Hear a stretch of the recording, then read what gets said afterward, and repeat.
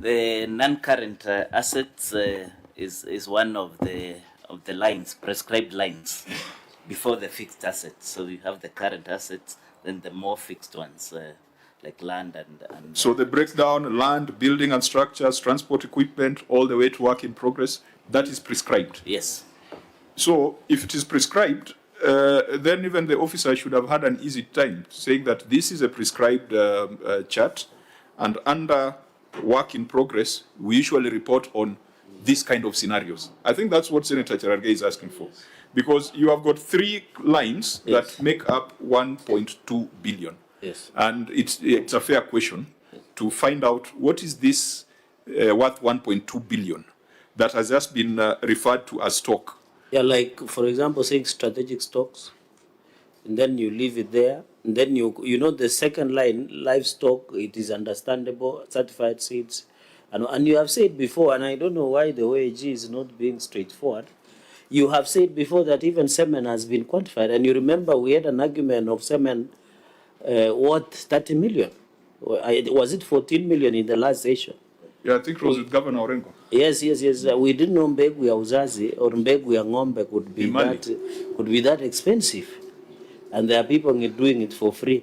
So, Chair, we needed that clarity. So when you say strategic stocks and commodities, what 500 million? I thought your officer, because Governor, your officer might end up taking an odd chair. Because it is a simple question. If he bought TV, he should say, we bought TV, and that is why we have given a global figure, instead of saying, I didn't prepare financial statements. So why are we here, Chair?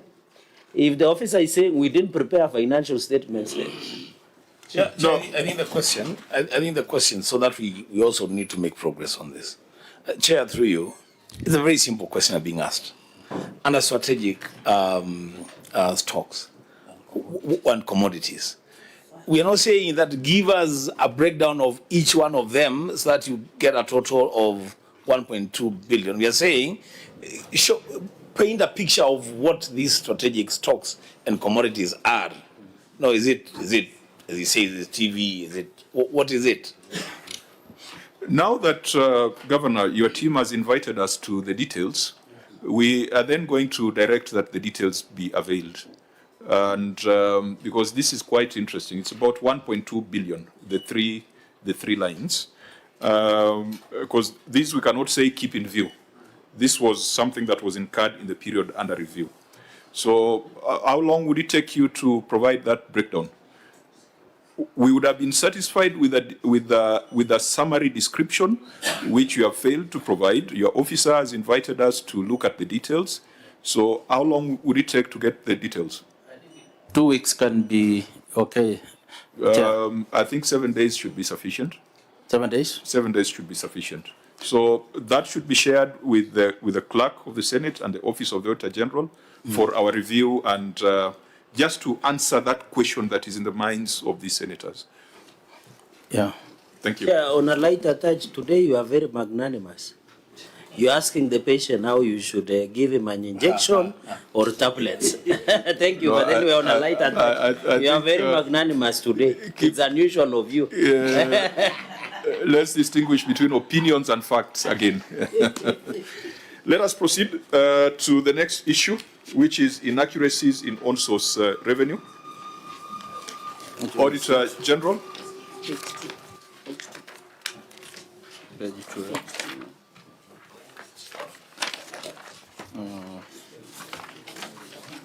Mnakuwa set kwa hii maswali kujibu. You can't do it. No, but you people need to be very ready to answer.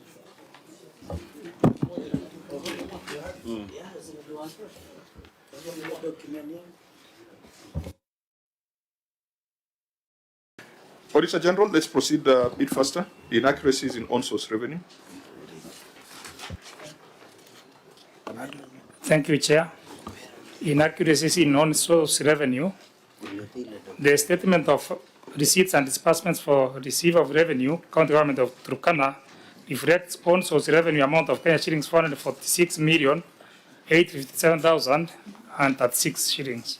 However, review of the correction systems revealed that the county executive had not fully automated its revenue streams. Further, the county executive did not have an updated valuation law. In addition, fiscal verification through spot check conducted on updated valuation conducted on 10th October 2024 revealed that no correction of revenue was made from on-street parking due from vehicles parked daily within the town and on parking slots marked by the county government as vehicles parked did not have daily or monthly receipts, stroke stickers as evidence of payment. Also, management did not maintain a register of the parking slots within the municipality for effective management and the correction of revenue from street and past stage parking. In the circumstances, the accuracy and completeness of the county's own source revenue for amount of cash is 446,857,036 could not be confirmed. Thank you, Chair. Clerk of the Senate, what were our recommendations on this so that the governor responds on the action that has been taken? As Chair, we had two recommendations. The first one, the governor to undertake administrative action against responsible officers who failed to provide documents to the auditors. The second one was that the county government, in conjunction with the National Treasury, in accordance with the provision of Section 12E of the PFM Act, to engage in designing and prescribing an efficient revenue collection system for automated revenue collection of all revenue streams and provide a status report to the OAG within 60 days. The third, that the auditor keeps the matter in view in the subsequent audit cycle.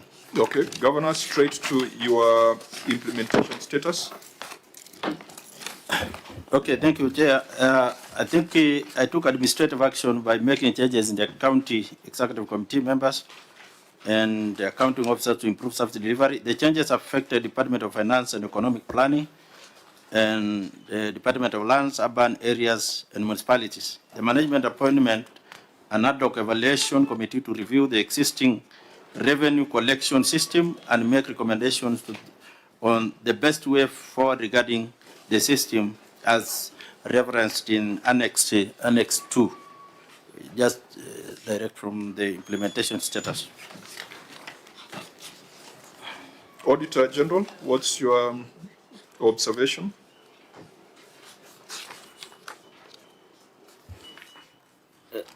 Thank you, Chair. We take note of the appointments and the administrative action taken by the county administration. However, we still do recognize that we still do not have the evaluation role, which was one of the issues that we had raised. So valuation of so as to get property rates and such, which is a major source of revenue. Also, we have not seen the evidence of the involvement of the National Treasury. And the greater of it all, Chair, is that we have checked with the CRA and IGTRS reports, and the potential of Turkana County is about 2.5 billion in terms of own source revenue. So we still find a big shortfall in the way that the revenue has been collected, and have hardly scratched the surface on own source revenue collection. Thank you, Chair. Now, since you, I think there was supposed to be a separate report on the ROR. So ideally, this matter should have been on the separate ROR report. I see some paragraphs on inefficiencies of the revenue automation system, failure to renew annual maintenance of the revenue automation system. Even before we go to the administrative action, let's focus on this thing of automation. Governor, have you automated your revenue collection in Turkana? CC Finance, take that question. Thank you, Chair. We have automated all apart from the legal licensing because of the fact that we do joint verification with the National the national government ministry, said that we can't be able to map them in our system for us to be able to do that. But out of all the 23 revenue streams, it's only that one that is not automated. Thank you. Was there a separate response on the ROR? Yes. There's a separate response on the ROR? Yes. So then it might be appropriate for us to go to that, because there are very detailed findings on ROR, which then we cannot just take the word of the CEC without referring to the documents that were presented. Okay. Those responses have been circulated? Okay. Issue number 1. So, for example, the issue of automation and failure to renew, inefficiencies of revenue automation and failure to renew annual maintenance of revenue automation system. I think that will give us a much more detailed analysis of the matter rather than the oral submissions that have been made. So, OAG, just again, what was your observation under inefficiencies of revenue automation system? Then we tie it with the subsequent one. Then we can now prosecute the matters altogether.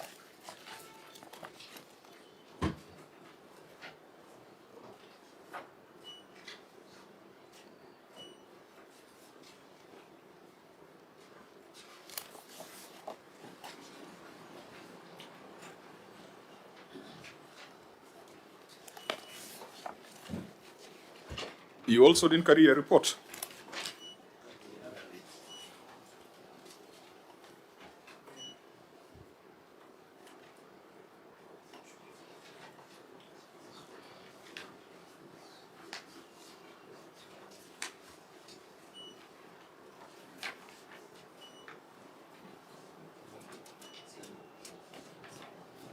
Could clerk share with the OAG the report on ROR?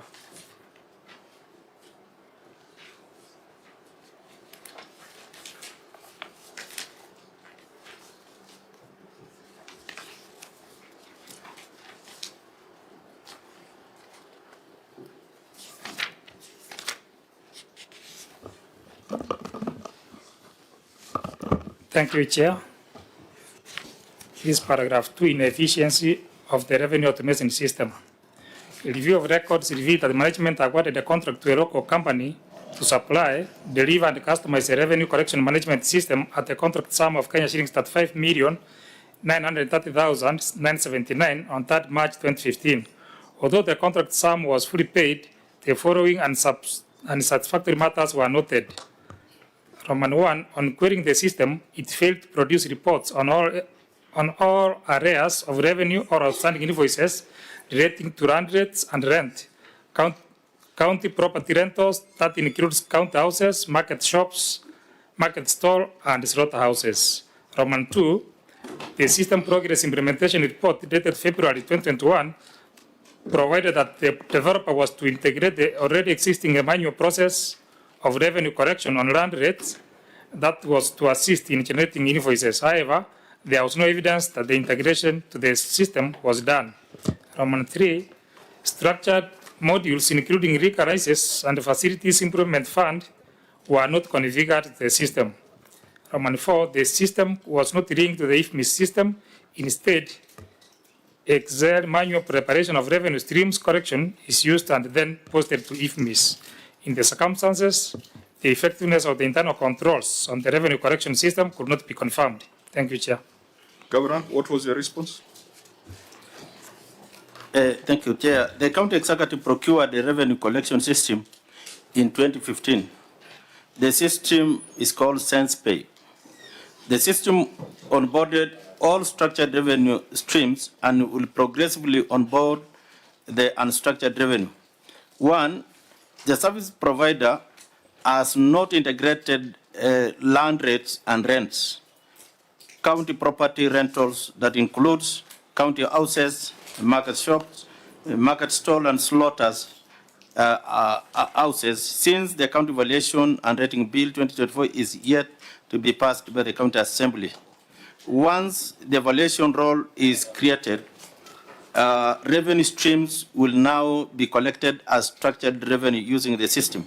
Number two, the manual collection process will be integrated once the evaluation role is in place.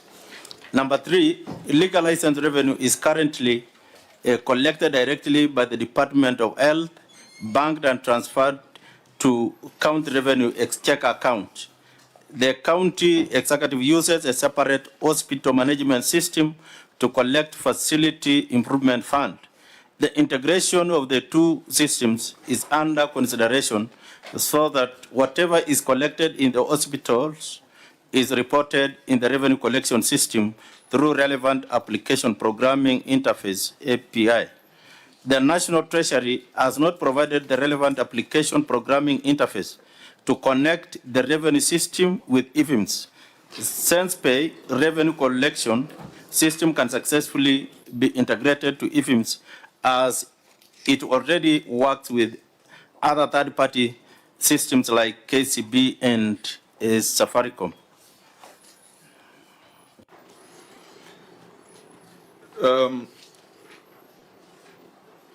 How much is being collected through this system annually? Because you have said a number of streams that have not been automated. We have the revenue director present here. I think he can answer that. Please give us that indication. Who's the director?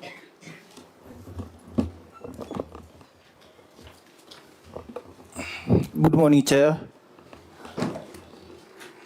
I have not heard the question clearly. Maybe, sir, you can. How much is collected through this system annually? We collect all revenue through the system, except for the liquor that is transferred to exchequer. How much is collected through which the year, system? sir? Annually. The governor has read out a detailed response saying what is automated and what is not automated. In 2023-2024, we collected 535. In 2024-2025, we collected 500 million. That is 535 million. What's your name again, Mr.? My name is David Yanai. Are you the receiver of revenue? Yes. How much money is handled by this system on an annual basis? I'm not asking you about your total collection. How much money is collected through this system on an annual basis? We collected 400 million last financial year. Governor, And have you understood my question? Yes. Translate it to your officer so that we get the right answer. Okay, through the automated system, how much, because you are the person in charge of that one, how much do you collect through that system? we collect all revenues through the system, and in this case, we collect the 400. governor's response. Yes. The governor has told us the exceptions, the streams that cannot be automated. Yes. And we understand. So tell us, on the automated streams, how much is going through SensePay? Specifically for the financial year 2023-2024. 2023-2024. How much did you collect using SensePay? How much did you collect outside SensePay? Okay. We collected 177 through the system, 177 million through the system. The other one we collected through the FIF. Then so it means all your revenue was collected through the system? Not all of them in the year 2023-2024, because there are areas that we collected. We did a demand letter to Talo that we got 258 million. Was that collected through the system? No. So when you reduce that from your 446 million, yes, you have about, actually if you remove the 262 million on land rate, which likely I think is what came from Talo, you have about 184 million collected from the other streams. So are you telling us that all that was collected through the system? No, that we have the FIF that we've indicated in our response that we use a different system to collect. That's the hospital finance. Did you sign this ROR statement? Yes. You said your name is? David Yanai. David Lopeyok? A&I. Yes. Go to your statement of receipts and disbursements for the year ended 30th June 2024. Because we need a factual, I'm asking you very straight questions, but you're giving us stories. Tell me, the first entry says 83 million. Was that collected through the system? Yes, sir. 100%. 100%. Land rate, 262 million. We collected through the system. Even the Talo, how did Talo pay through the system? We collected the part, there is the part that we collect through the system, and the other one we collect through the demand letter that is the 258 million. My friend, you are not utilizing the time of the Senate properly. You paid 35 million for a system. I want to know, for 35 million, what is the value, what is the utility of the system? That's where I'm heading to. So I don't want long stories. Just tell me that in this financial year, Governor, you have said land rates and rents, property rentals, etc., market shops, market stall, and slaughterhouses have not been automated. Isn't that your submission? Yes. So just tell me, for the 35 million system, how much is going through it? It's a fairly simple question. Yes, Chair, that's why I'm giving the person who deals with issues of collections to really give us the details correctly as asked by the Chair. It seems even you, after his explanation, you still cannot tell how much. Yeah, I'm not really consuming what he's telling us. So if you can't understand it, how? Because, Chair, what I know, the only money that we collected outside is the Talo 200 and about 58 million, which was distributed to various projects in the county. The rest of the money is in a position to tell us which one was collected through the system and maybe how much was collected outside that particular system. So, officer, your governor is not understanding you, and there's no way, if your governor does not understand your response, the senator from Omebe will understand it. So can you make it much easier for us? Have you understood our question? I have understood, sir. Give us the answer. The other revenue is unstructured one that we collect through the POS, which is still the system. So the remaining balance from the 258 is still... Sense pay and POS is the same thing? Yes. So how much is collected through the system? I'm repeating that question. And how much is collected outside the system? We collected 177 million through the system, then the remaining is outside the system.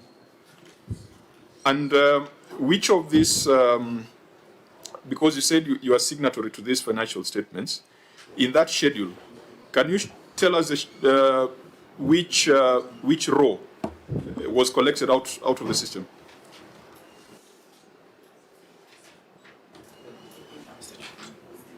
Why don't you have these documents? What's the problem? They have taken all our documents, Chair. In fact, they must pay me consultancy fees because apparently they don't have even financial statements on receiver of revenue. You know, the question in our minds is this system value for money? That's what we're trying to establish, and it's not coming out properly.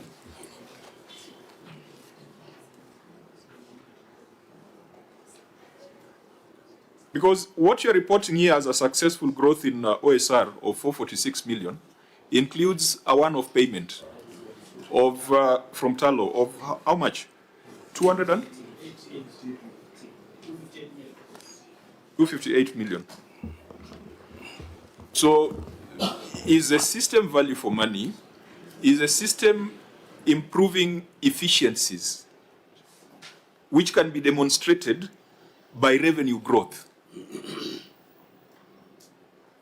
That's why I keep insisting that your officer should know, so that we are able to form a view. Chair, I demonstrated that we collected the 177 million from the system. The remaining 357 we collected out of the system because The hospitals are using different system, and the other one we did a demand letter. And we collected 95 million from the FIF that is using a different system. Senator Wambua? You know, Chair, it would really have helped if the receiver of revenue would have just told us the exact amount of money that was collected through the system. You know why? The question that Chair is trying to understand is you have spent 35 million shillings to acquire a system. But after spending that money, two things. One, you don't seem to be very sure how much money you have received through the system. Secondly, you are still collecting money outside the system. And when you say that you collected 258 million shillings from Tulo through a demand letter, I'm very sure, well, I cannot be sure, but I want to believe that there are other collections that you made, arrears that you made outside of the system, and that's one to compute so that we are sure how much money exactly did the system help you to collect in that financial year. That's a simple question. Chair, It's 177 that we collected. Chair, can the gentleman hold his horses? And Chair, this document has been signed by the good gentleman, and he continues to mislead all of us. Why doesn't he take an oath? And which profession, county receiver of revenue, are you an ISPAC member? What is your background? Just go on record. Economist. So you are not registered with anybody? No. Okay. Chair, maybe to Governor, maybe who owns this sense pay, and what is the agency fee? I request that you write my question so that I don't need to come back. So who owns it, and if the county does not own, how many agency fee are you paying? And Chair, finally, I've seen from your response when the OAG came, you did not have a designated parking.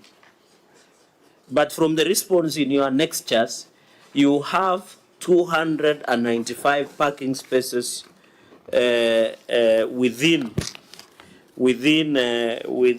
sorry, Chair, in your indulgence, within let me just go there, your indulgence, Chair, just let me rush through.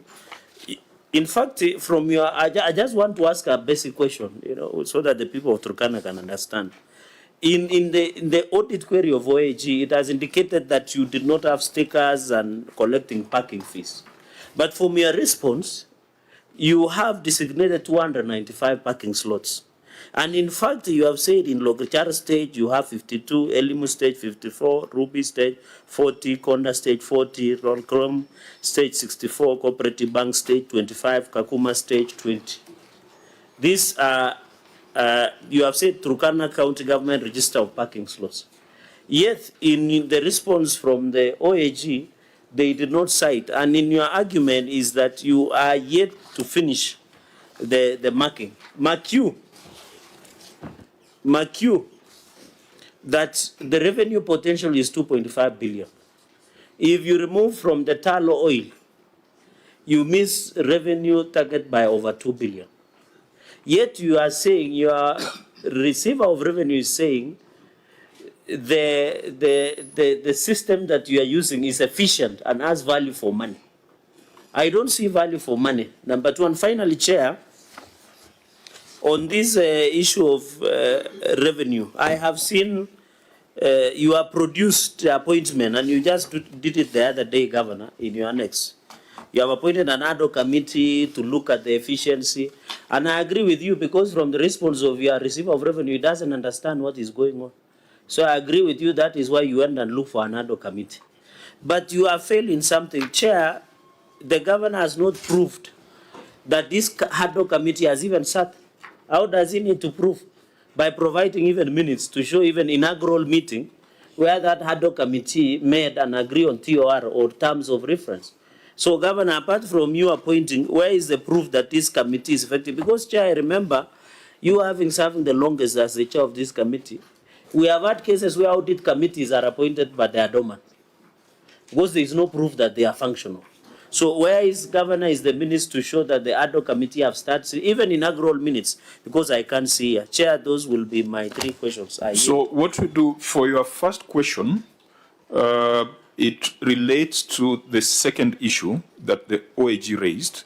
So we look at it, then we can now come back to the task force, because there's an observation that there was a failure to renew annual maintenance of the revenue automation system. So we need to ask ourselves whether we are dealing with a valid contract or whether the system is still in use. And then we can answer the question on annual maintenance costs, which is implied in that query. Vice Chair? Yeah, Governor, your officer has divided the revenue streams into 2, structured and unstructured. Which are the structured revenue streams? And which are the unstructured? Start with structured. Okay. Just note that. You want the response now? Yes, so that then I can ask the next question. Okay. Please proceed. Just mention them. Through the chair, the structured revenue streams are the ones that have background information, like the single business permits. You have to get the ownership, the location, and everything. So the other one, like says, is the unstructured because somebody passes, then goes without, just pays, and you have no historical information. So you have indicated that for the structured now, the structured revenue streams are fully automated. They are Is that fully the position? automated. Yes, sir. You said for the automated structure or the automated revenue streams, you use POS. That POS is part of the structured streams. POS is part of the system? It's part of the system. Yes, and we use the unstructured ones to collect that one, yes. Now, in the main audit report, page 3, you have indicated that on page 3, that the county government began automation in 2015. The county has now fully automated structured revenue streams. Is that not so? The unstructured revenue is collected through POS machines. Yet you said the unstructured are not automated. Yet you say the POS machines are part of the system. Now, which is which? POS machines are part of the system. So when you say the unstructured revenue is collected using point of sale machines. Yes. And you say the unstructured in this other document are not collected using the system. Maybe it's a bit of misunderstanding, but the structured one and unstructured one have their own ways of collection. So the other one we use directly the system, and the other one we portion the POSs. That is a portable. But are you seeing the contradiction yourself? Governor, we'll soon demonstrate that there are significant leakages in on-source revenue collection in Turkana. Just something that the Senator Maruma has highlighted. If you look at collection on single business permit, which your officer says is structured, you've got historical information. So did that line grow? Do you expect that with automation and efficiency, that single business permits is going to drop? Or do you expect that it's going to grow? You know, looking holistically. Okay, we are really fighting to ensure that everything is automated so that we grow the revenue collections in Turkana counties. I think why we brought a new person who now seems to really not is not a position to align things according to the questions. I think according to his answers, it will not grow. But from our systems... No, Governor, you'll make your decisions on the competence of your officers when you go back. We don't want to be part of that conversation. But in that financial year, did you expect that single business permit collection would drop? Or you expected it to grow? We expected it to grow. But then it dropped from 48 million to 39 million. Yeah. Why would that be the case if this is a fully automated collection?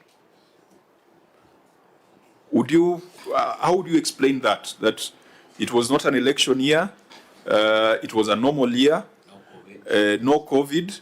Why would single business permit collection drop from 48 to 39 million? Okay, I think I will give finance to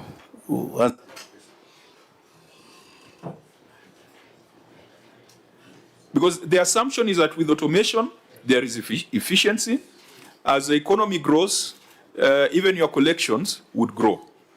But when it reverses, it's a problem. Honorable Chair, from the documentation that we have, actually the revenue grew from 41 million to 48.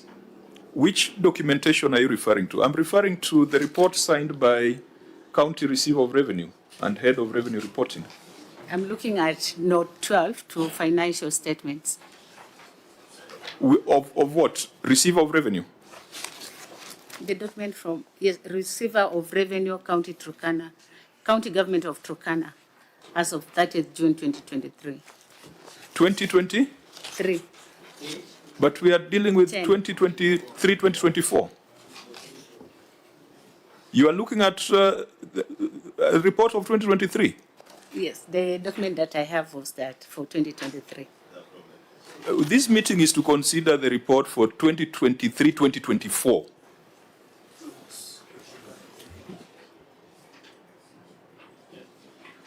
The receiver of revenue, you signed these financial statements. What was the performance of single business permits? Cannot be around, be precise. Yes, It was how much? 39 million. What was the collection in the prior year?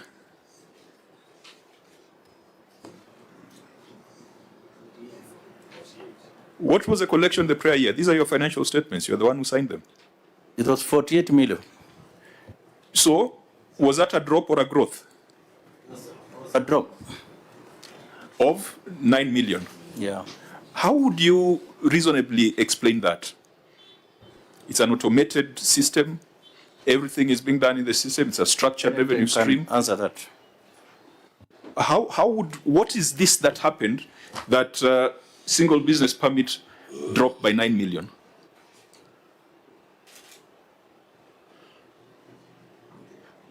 Governor, I'm sure you would like to get that explanation, isn't it? Yeah.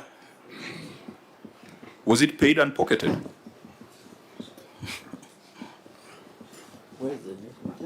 Receiver of revenue. Yes, sir.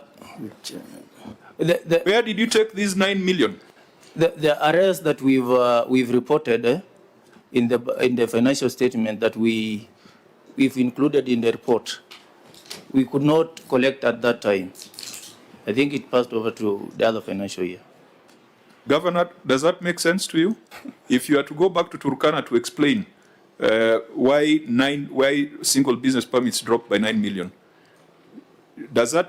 is that something you can explain to the elders of Turkana? It doesn't, Honorable Chair, I think the director is not really giving the true position, but there was a drop. You see, Turkana County is one county, I believe it can really collect enough money, because we have entities or organizations within Turkana County that we should really get to draw a lot of revenue to our county. So I expected my director to really explain the drop, what occasioned the drop from 48 million now to 39 million, because I may not really understand. I give them a lot of independence in terms of, is the one in charge of the entire revenues So that's of the county. It's a 20% drop. Yeah. And that would mean that 20% of businesses shut down in Turkana, isn't it? Is that the case? Yeah. No, but is that the reality? That 20% of businesses shut down in one financial year? Not really. Senator Ogwa. Thank you, Chair. Chair, through the governor, I want the receiver of revenue to confirm his statement that all structured revenue streams are automated. You confirm that? Yes, I confirm. So where do you classify revenues from liquor licenses? Is that structured? They are unstructured. Unstructured? Yes. Okay. I just want that confirmation. Didn't answer my issue on parking, because that was just a very... Yeah, we'll come to parking. I wanted us to deal with the legitimacy of the contract, what we have cited here. Okay. Yeah, Auditor General, what was your observation when it came to the renewal of contracts?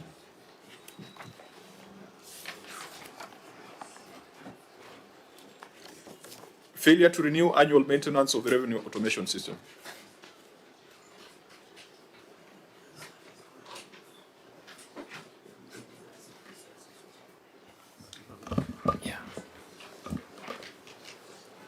Thank you, Chair. Failure to renew annual maintenance of the revenue automation system. Review of the systems used in their collection of revenue revealed that the contract for annual maintenance of revenue automation system expired on 28 September 2020. However, the vendor has continued to perform the annual maintenance services without a valid contract. In the circumstances, the system's integrity, confidentiality, and availability for service delivery could not be confirmed. Thank you, Chair. Governor, what was your response on that?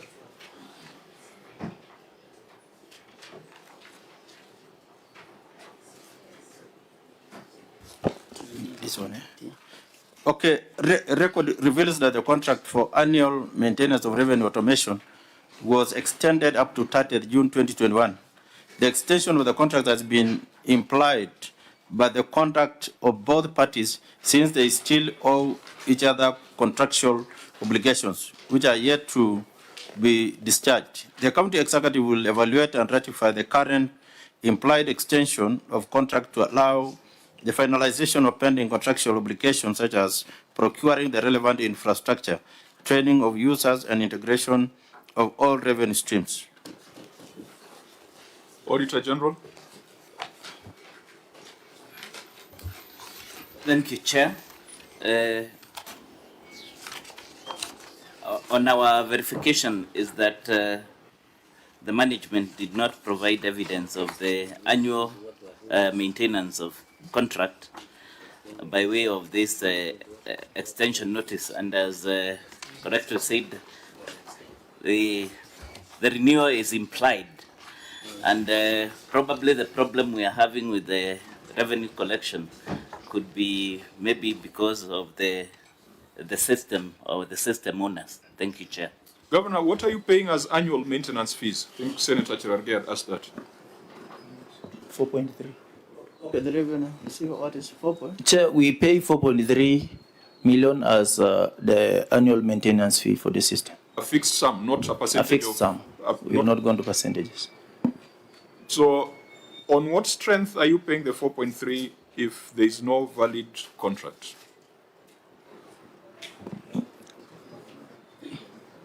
What is this thing about implied?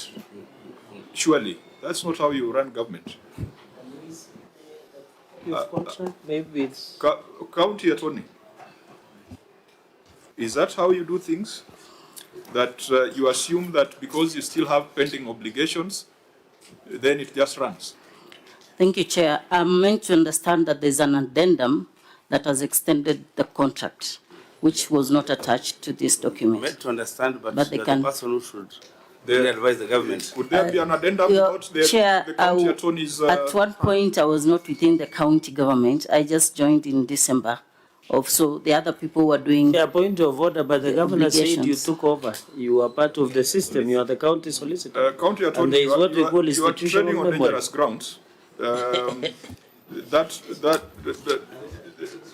The county government of Turkana has existed since 2013. So let's take that view. Even if you joined yesterday. Yes, Chair. Yeah, we are talking about the government. So there is an addendum to extend the contract. The contract, yes. From 2021. Yes. But that was not given to the Auditor General. Yes. Why? I think the director would be able to inform us on that, Finance Minister. or the finance. Chair, minister. before you, the director goes there, Chair, I keep reminding us, let us not be pushed into carrying out audits in this room because we cannot do that. The auditor, through you, Chair, was this a matter that you thought was necessary, was material? Did you think that the document was important for? Because when you start telling us about implied extensions, and we are being told there is an addendum that we have not seen, did the auditor question about that addendum to the contract? And even so that they can respond to both. If there is an addendum, you cannot use the term implied. That there is implied extension. So either there is an addendum, which is lawful to extend the contract, or it is implied. Those two are different. I'm not a lawyer like Senator Cherargei, but as a lay, that's what I understand. But you are a teacher of lawyers. You have been a teacher. We are making small things look very bad. Fairly small things, but now they're looking bad. But your question was to the OAG, or it was to the executive. Even though OAG, your light was on, you wanted to say something? Okay, I wanted to respond that our query or our observation is failure to renew the annual maintenance of the revenue automation system. So we are not in doubt that we found in a document or addendum. We are saying that we were not provided with that document. Was there any disclosure that there was an addendum when you are doing the audit? There was no disclosure? No. Maybe. Was there a question to that, officer? Yes, we have an addendum that will maybe will fail to the committee. So when was that Chair. addendum executed? Chair, maybe we could not find Or it. if you have it, then you know the date. If you can't tell the date, then you are telling us The addendum was signed in 2021 by the officers that were there to give the service provider this leeway of doing the maintenance for the service. Up to when we will have it's now handed over to us. Senator Cherargei. Chair, maybe what I can say at this point in time, we need to look at the original contract plus the addendum, because, and Section 62 of the Public Audit Act, and the county attorney is aware, it is an offense to not provide documentation as per the public audit. So, Chair, I think my request was that since we cannot ask further questions, is we need to relook at this sense pay, get the contract, look at the addendum, Chair, and then you must meet proper punishment against the director for misleading this committee.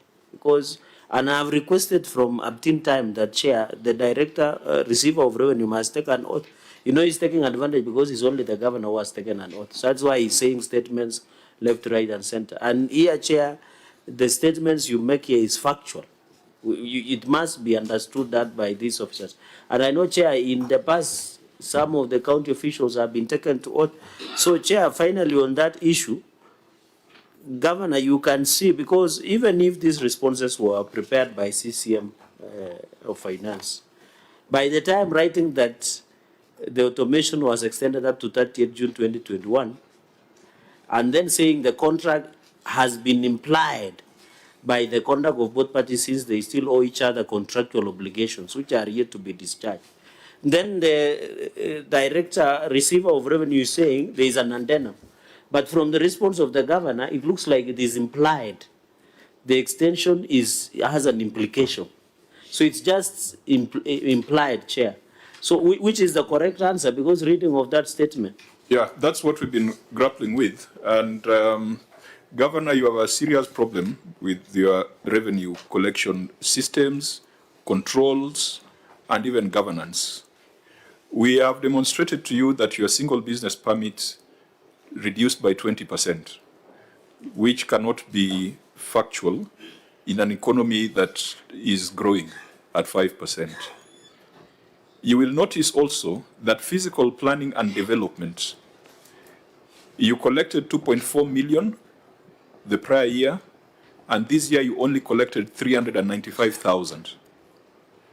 395,000. Again, quite unreasonable, because I'm sure this is the approval plans, those things that happen that are indicative of a booming economy. We have been to Turkana and we have seen some of the activities that are going on. There's some economic growth. Unless, Governor, you are saying that under your leadership, the growth of Turkana is reducing by 20%. These numbers here, the drop in these numbers should tell you that there is a problem. Either the system is ineffective or your collectors of revenue are pocketing the money. Chair, I think you are indeed completely very true. Turkana economy is really booming, it's doing very well. I did direct the former CC Finance, because as the governor, I'm not comfortable with the previous automation. I had directed them to do away with that, because I do not really know what is inside that particular organization or automation. So I wanted them to come with a new one, because we were in discussion with the Council of Governors through the CEO to see how they can send an independent team that, because that has helped the other counties to really automate the system, so that I have the county now owns a system that all of us understand. So what they are referring as implied or what is what I did direct to them, that we need to get a new consultant to do to provide us a new system, because I do not really want to dwell into what I think, but the other system, even as governor, I'm not really comfortable with it. I directed them to come to get a consultant that will help us get now a new system that will ensure that our revenue collections, because we can collect good money from the refugees, from other quarters, the business community, and others. So it's not, to me, even true that it has to go down. We should be, as a county, now growing our revenue strongly. So I think the director will get us sitting with him to really see how best, because he's the person dealing with that system, and he understands better. He has the better questions to do. Yeah, you must take leadership, because when it comes to the Senate, you're the one we will whip. Your director has not taken an oath. It is you taking responsibility. So these things need to be dealt with. Senator. Yeah, Chair, the Auditor General has alluded to the fact that, according to CRA, the potential for revenue for Turkana is 2.5 billion. Do you think that is achievable within the streams that are there, or are there some other streams that you must tap into to get this 2.5 billion? Do you agree with this projection? What is your take? Yeah. With a better system, Turkana County can collect good revenue. So the most important thing, as guided by the Senate, is actually to have a better automated system, which is owned by the current government. The other previous things as connections to other maybe world, which I may not really understand. I did direct to them, we need to get our own system. No, I think the question was whether 2.5 is achievable. And Auditor, maybe you'll need to guide us. Yesterday or the day before, when we were looking at a similar report for Homa Bay, they had put in public health facility revenue collection. Now, in the case of Turkana, that has been excluded. So what should be the standard reporting? Because Homa Bay was doing 1.2 billion with 800 coming from public health facilities. Turkana is doing 446 million without the public health facilities included. There must be a standard, consistent way of reporting. Thank you, Chair. I think with the passage of the FIF, it gave autonomy to the public health facilities to retain their revenue. So I think it's in order for the county to exclude the fees from the hospitals. So it means that, Patrick, it means that what we dealt with 2 days ago, those numbers ought not to have been in the ROR statement. Ought not to have been here for the ROR statement. Okay, Senator Sifuna, go on record. Chair, Governor, good afternoon. My name is Edwin Sifuna, Senator Nairobi. I'm a member of this committee. I apologize, Chair, for coming late. We had a meeting of the party's National Executive Committee. That is what took my time in the morning, but happy to join. At that point of that discussion, Patrick, how come you didn't say that when Homa Bay was here? Because I have seen people making noise online that I was unfair to point out that 80% of the revenue being declared by Homa Bay is actually from hospitals. So you need to defend me also. Can you make it clear that county governments cannot count revenue that they are picking money in hospitals from poor Kenyans as revenue? Chair, I must be defended. But let's not reopen Homa Bay issues. We just deal with Turkana. Now I think Patrick has said it. So what were your collections? But Chair, what were your... just 1 minute. Just 1 minute, Chair. Yes, Senator. Because you also mentioned something about then consistency in reporting. Yeah. So today we did the county that includes collections from hospitals as part of own source. Tomorrow we have another one that does not include that revenue stream. Then it looks really, because then what happens is if you exclude for your county chair and you're not reopening it, then you're not collecting anything. That's exactly what it That means. is what you were just saying. Yeah. And it's What did you collect from public health facilities? Public health facilities? 95 million. 95. Yes. And that includes rebates from NHIF, Linda Mama, and all that? Yes.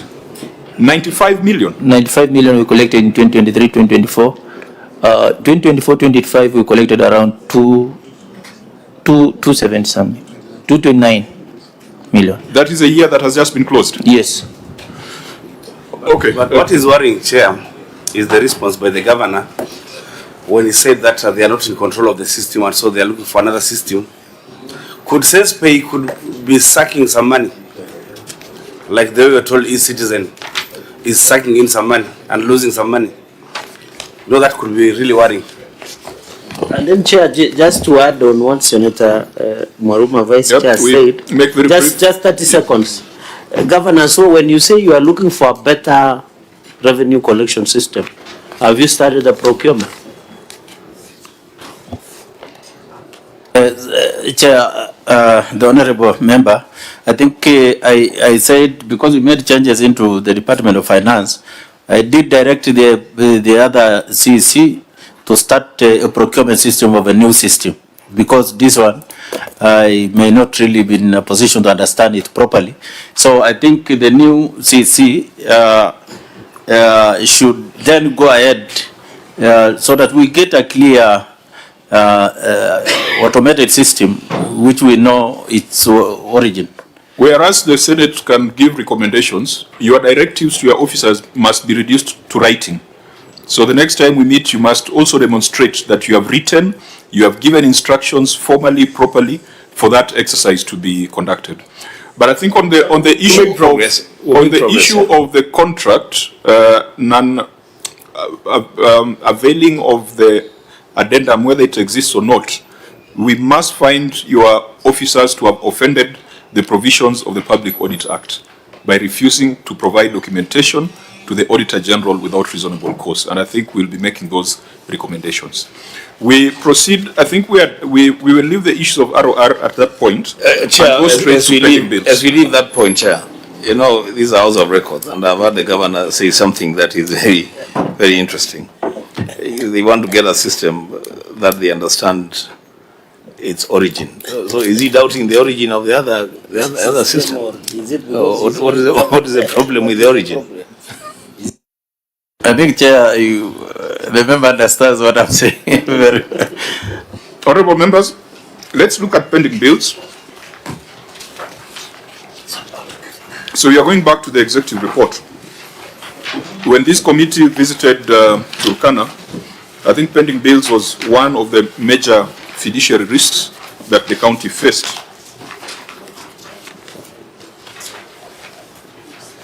Auditor General, what was your observation?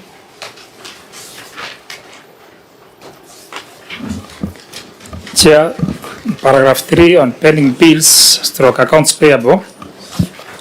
Note 1 and other important disclosures, the financial statements reflects a summary, while Annex 2 gives analysis of total pending accounts payable of Kenya shillings 801,687,224, composed of pending bills at the beginning of the year of Kenya shillings 402,970,454, addition to pending bills during the year of Kenya shillings 612,804,998 and Kenya shillings 214,118,228 as payments of pending bills in the year.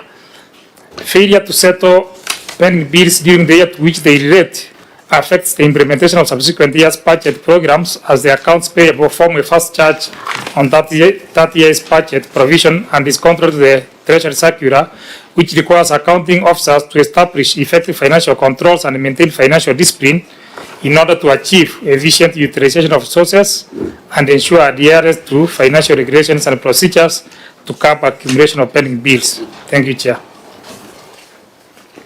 We had a very lengthy recommendation on pending bills, and it was a recommendation that came out of a resolution of the Senate. So we just take the recommendation as listed there and ask the governor to give us his implementation status. Thank you, Chair. Yeah. The contingency liabilities on legal fees in the financial year 2025-2026 in compliance with the PFM regulations is 148,920,495 as annexed. 2, in addressing concerns about accountability, the executive affirmed full cooperation with any... Just a minute, Governor. Clerk, was this recommendation in the right place? Because the recommendation is talking about contingent liabilities, and yet we are dealing with pending bills. Was this the right recommendation for this? No, Chair. It was misplaced. I think that recommendation was misplaced because we had a standard recommendation on how county governments are supposed to deal with pending bills. This must be relating to a completely different matter. Or did you find this to be relevant? really, I found what I'm reading is not really going with the question. So therefore, maybe I read the response. Okay, read the management response. Okay, the non-payment of Kenya shillings 801,678,224 is attributable to delayed exchequer releases and the non-disbursement of June exchequer for financial year 2023-2024. The county has already made a budget provision in the current budget for the pending bills, and the payment is on a continuous basis. As at 30th December 2024, pending bills 431,008,593 shillings had been paid. I think Annex 5 details that payment. Auditor General. Thank you, Chair. While we are in cognizance of the response by the county, we were not able to get a breakdown of the movement from 801,687,224 to the current balance that our auditors are currently auditing of trade payables coming up to 2,030,108,736, and this implies that either there was no full disclosure of the pending bills, or some have just come up at this point while preparing the financial statements. So we are not able to ascertain the payable bill, the pending bills or the accounts payable for Turkana County Executive. Thank you, Chair. Now, there needs to be some continuity, Auditor, because when we were in Turkana together, there was a time when we had stories about pending bills being close to 5 billion in Turkana, and 7.2 billion.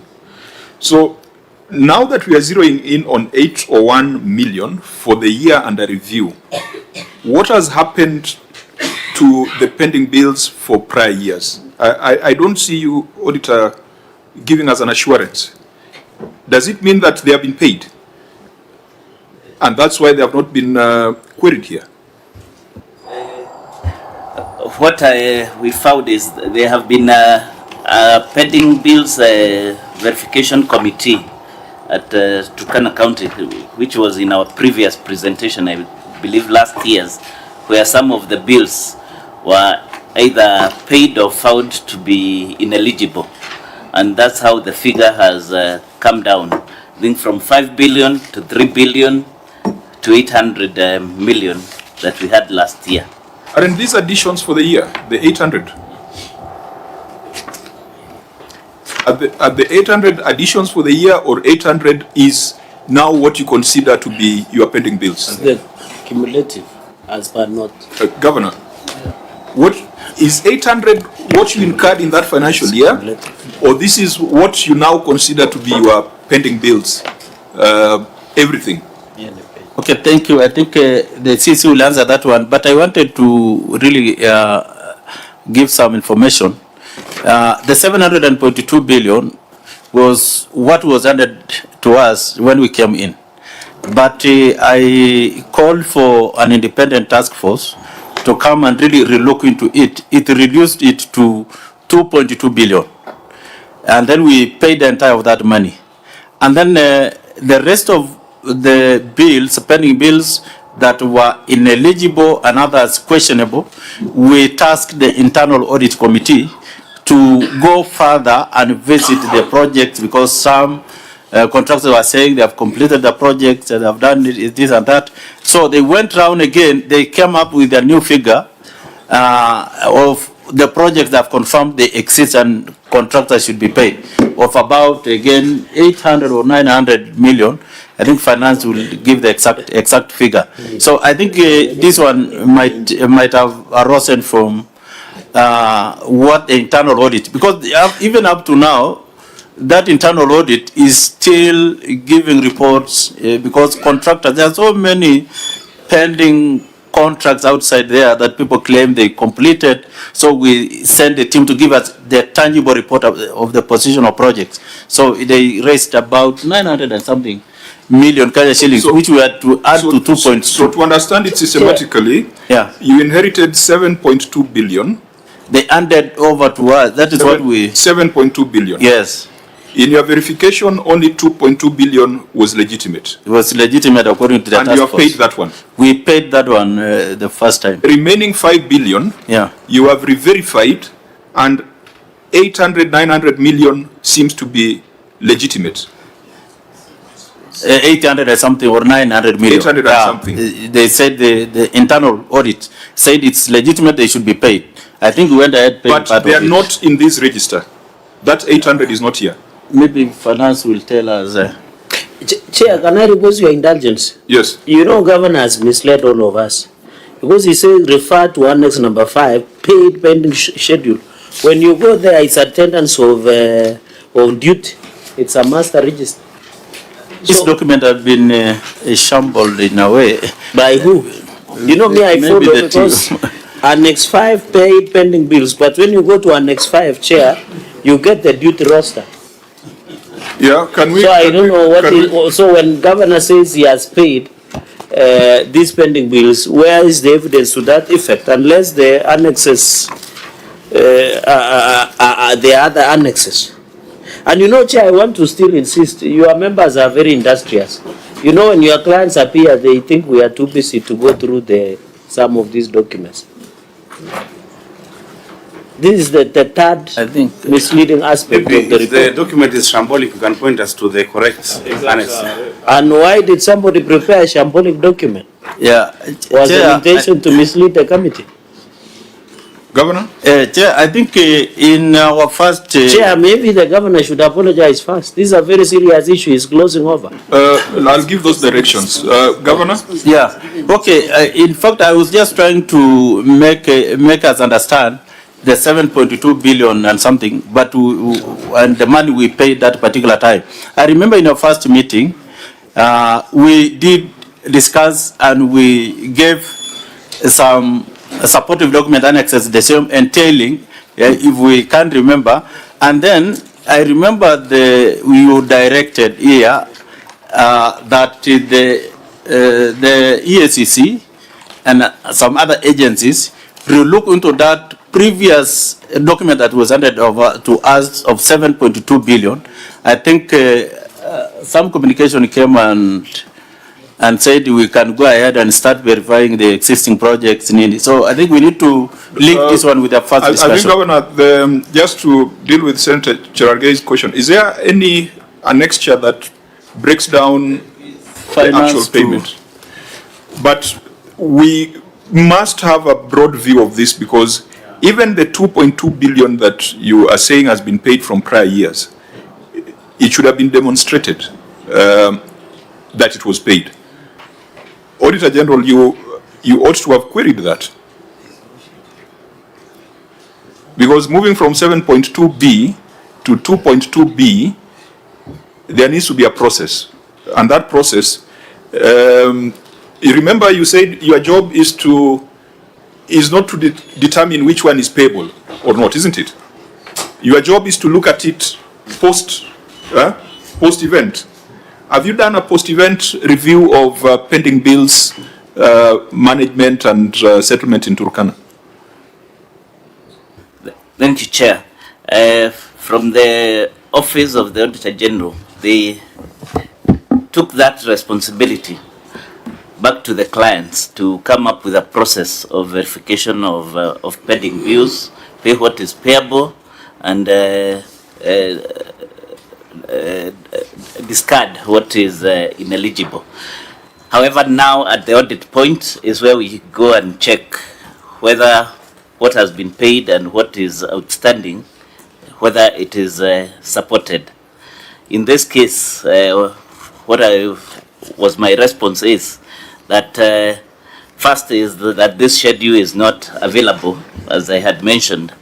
However, what measure we took is we checked the current year, which is currently ongoing, and we have established now the pending bills have increased to 2.030 billion. So Auditor, you didn't get my point. Yeah. Governor, the 2.2 billion were paid in which financial year? Were they paid in this financial year or a prior financial year?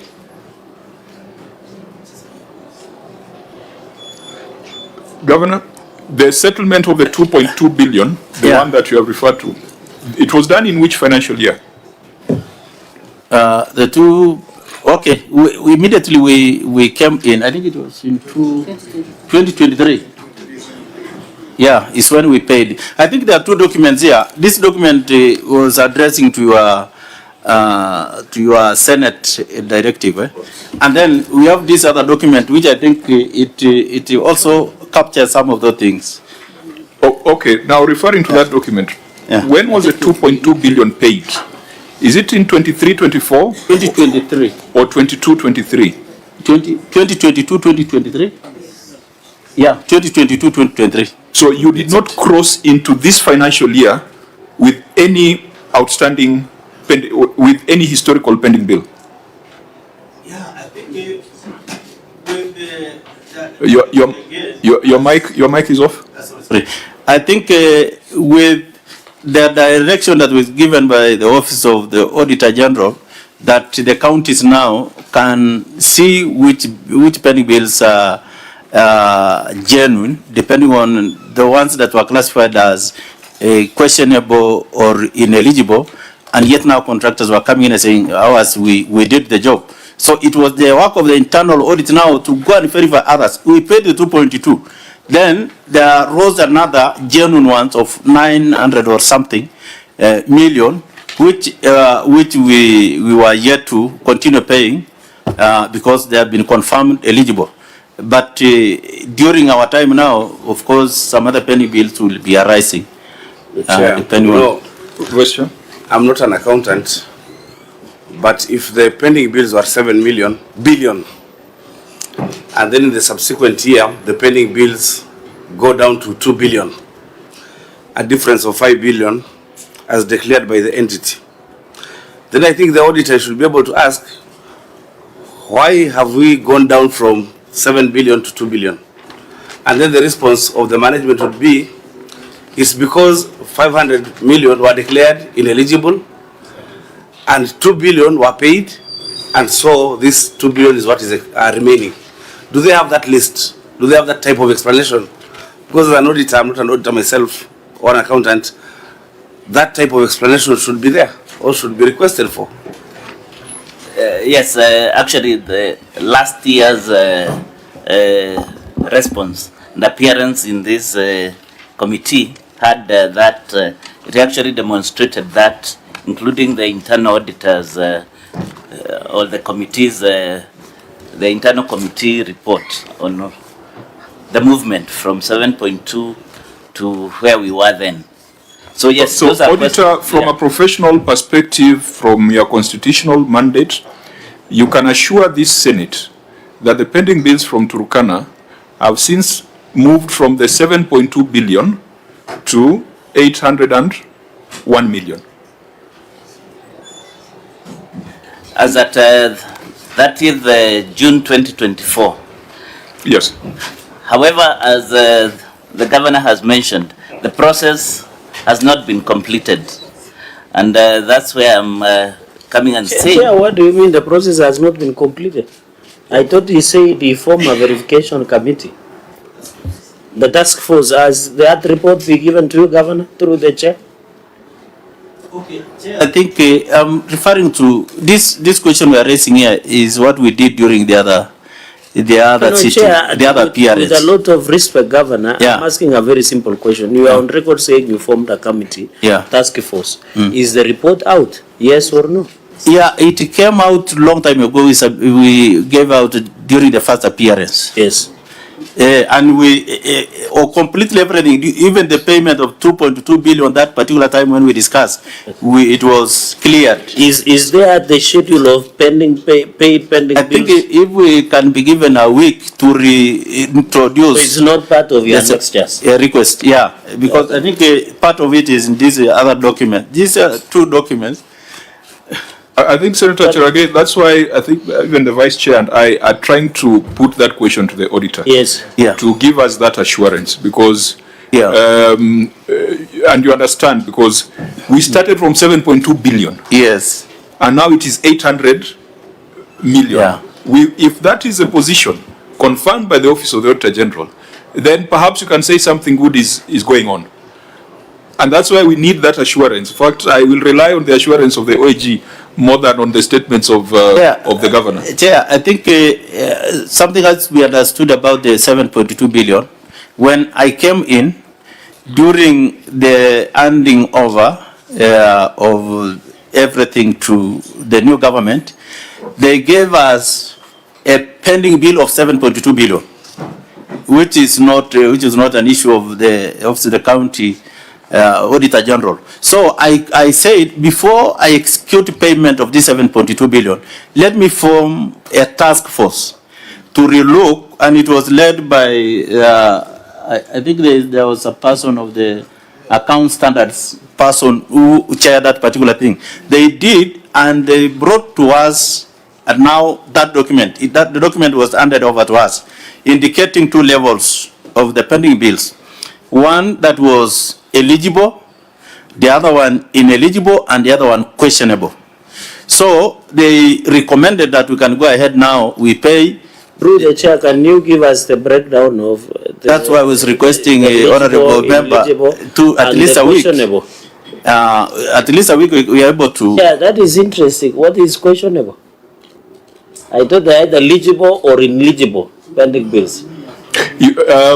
I know this matter has been before us, and Governor, we are finding it difficult to believe that we can move from 7 billion to 800 million. 800 million. But if the auditor gives us that assurance, then I think we should be fairly okay. Now, the only danger is that window you have reopened again, you might end up with another 1 billion of fresh pending bills out of the 5 billion. Already you have 800 million, isn't it?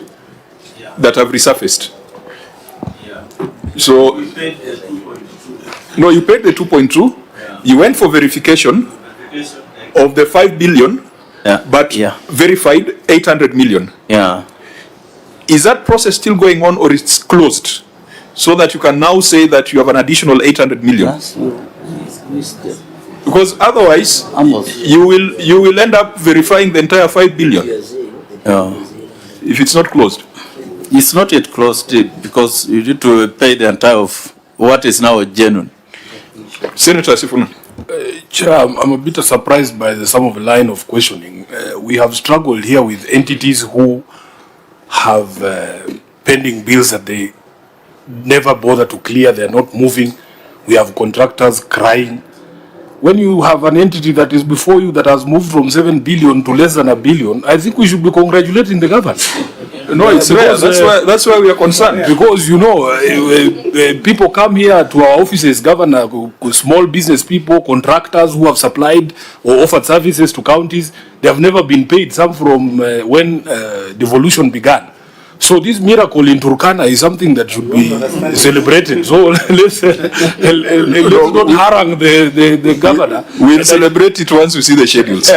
You see, there is no schedule, so can we congratulate? Let me finish. Chair, you must also allow us to say some of these things. That the confusion that arises in this process is because there was an original audit and then a meeting of the County Public Accounts Committee. Then there was recommendations of the Senate. So I can see why the governor is struggling, because you are sending him back to the original conversation. And I'm sure Senator Gerard Gay was not in that meeting. That's why he's asking questions that were already asked. So the initial meeting with the engagement... Chair, with your indulgence, it was written submissions before our table in March. That's what we are saying. The original engagement, I believe the process that we are engaged in right now is a follow-up on the recommendations of the Senate. So if you ask for a document that was already provided in the initial responses, you are being unfair. But Chair, I think Chair, I think members, that you're looking for here. Members, let me clarify this. Our recommendation on this matter was misplaced. We have just established that, because if you look at the recommendation, it is talking about EACC and contingent liabilities. So we did not put in our standard recommendation on preparation of a payment plan. Our recommendation has been a payment plan to be prepared and given to the controller of budget. Therefore, the governor did not respond to our standard recommendation. If you look at his response, he's responding to other things, and I think the mistake is ours. If we had given him the proper recommendation, then I am sure then we would put him to task to provide the documentation required under that recommendation. But I mean, we are just amazed that it's possible to settle pending bills. I wish the governor, once you clear your two terms, I wish you can come to Nairobi. We have a pending bill of 100 billion shillings. Maybe you can move it down. Okay, Chair, I think the problem. There is no pending paid schedule. It is just on paper. Yes, sorry. Chair. Sifuna, that's the problem when senators then come into meetings late. Chair, what we are saying is, all of us, we are amazed that you can move pending bills from 7.2 billion to 800 million. It's really amazing. The only thing we're asking for is, give us the schedule of payment of those pending bills. So that now, I think we provided the schedule during our first full of it, and you supported very well. And then Chair, let me prosecute my case. That was a conversation for 2022-2023. Yes. For 2023-2024, we took your written responses. Yes. So when you last appeared before us, it was for a different financial year. That's why. And the annex that he has referred us to now is misleading. That's what we are saying. Yeah. So we're saying, but if that annex is maybe misspelled, we can be told, no, it was not 5, it was 10 or 15. So we check it. So, honorable members, let us ask the Auditor General to do what they are constitutionally mandated to do. The OAG to give us the assurance. And that assurance will be through scrutiny of the payment schedules and the records, because here we have only 801 million that was reported. And of course, we have been around, we have seen the movement from the 7 billion to this. Just give us that assurance. The remnant of the 5 billion, our directives still stand that if someone is trying to defraud Turkana County of 5 billion Kenya shillings, that person belongs to jail. And we are still of the view that, I don't know whether you transferred the files to, or referred the files to EACC. Yeah, they communicated back to us and said we should go now ahead and determine which are these genuine bills we can pay. So after you directed the other time, EACC now can take the entire document as was handed of 7.22 billion. So it was brought and said it's now the issue, an issue of the internal audit to really look into the bills that are genuine and go. I think that was again cleared from the other end. So members, let's proceed and see how some of these pending bills impact on projects. Because I know that there are some projects like the county headquarters, like the residence of the governor, that may have been impacted by non-payment of certain contractual obligations. So this one, let's keep it in view. Patrick? Yes, Chairman. Now that the team is on the ground, yes, they'll put more effort on that. They come to the committee. We'll have a substantive answer. Please, please. I think we'll appreciate that. So then let's proceed, honorable members, to the other critical issue that had been flagged by the Auditor General.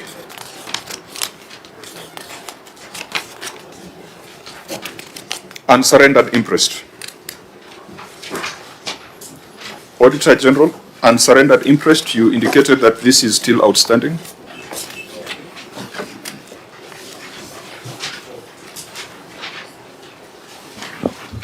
Thank you, Chair.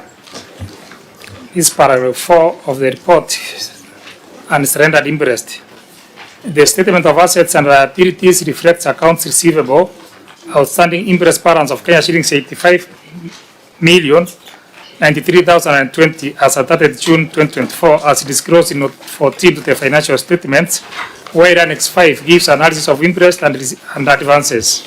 The outstanding interest amount of Kenya shillings 85,093,020, which was due for surrender on or before 30 June 2024 and had not been surrendered by then. This is contrary to Regulation 93(5) of the Public Finance Management Act, County Government Regulation 2015, which requires holder of temporary interest to account for or surrender the interest within 7 working days after returning to the duty station. In the circumstances, management was in breach of the law, and the county is likely to lose funds due to unaccounted for interest. Thank you, Chair. Clerk, what was our recommendation? The committee recommended that the accounting officer recovers the outstanding interest with interest as per the provisions of Regulation 93(6) of the PFM regulations. And the committee further recommended that the accounting officer be surcharged if they fail to recover the interest with interest in line with Regulation 93(7) of the PFM regulations. Governor, what action has been taken? Okay, thank you. I start with the response. Turkana County Executive Aid, an outstanding interest amount of Kenya shilling 85,093,020 as at 30th June 2024. Surrenders amounting to 48,414,680 have been made, while 36,678,340 have not been surrendered. The county government has initiated a recovery of the outstanding and surrendered imprest amounting to 36,678,340 in accordance with the PFM regulations as referred in Annex 10. On the implementation status, the county government initiated recovery of outstanding and surrendered imprest amounting to Kenya shilling 36,678,340 in accordance with PFM Act. Recovery letter and sample payslip is there. Idle cash in bank, no. That is the status.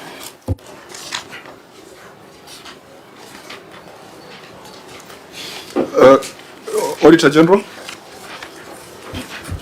Thank you, Chair. We have been able to confirm the list of outstanding imprests of 36,678,340, and there's interest surcharge of 4 million, so the total is about 40 million. However, our questions are that where imprest was issued, it's issued to perform a certain duty, to travel for a certain function. So if the imprest have not been surrendered 1 year later, then could indicate on an issue of public financial management. Mismanagement. Yeah. We have a list here. Where is the evidence that the money is being recovered from the officers? Is there that evidence? That yes, we have seen the pay slips for the recovery of the same. So has it been fully recovered? No, there's the balance. The 36 million is the balance we are talking of as of today. So, Governor, you could point us to that? Because I'm seeing a letter by Dr. Michael Lekidor, and I'm seeing a schedule there with interest. So, OAG, where is that evidence that you saw? Is it in the pack that we have? Yes, it is. Could you help us? Because issuing a schedule is one thing, but effecting recovery is another. Chair, I've seen some pay slips here, but it's quite worrying. Like if you go to page 116, page 116 has a pay slip for one Mr. Abdi Mohammed Ismail. And when you look at the interest recovery there, there is a figure in brackets of 706,000 shillings, Governor. Does that indicate that that is the amount of interest this officer owes, if I'm right? Now, if you are recovering 42,000 shillings per month, how long will it take to get that money back? What was this money for?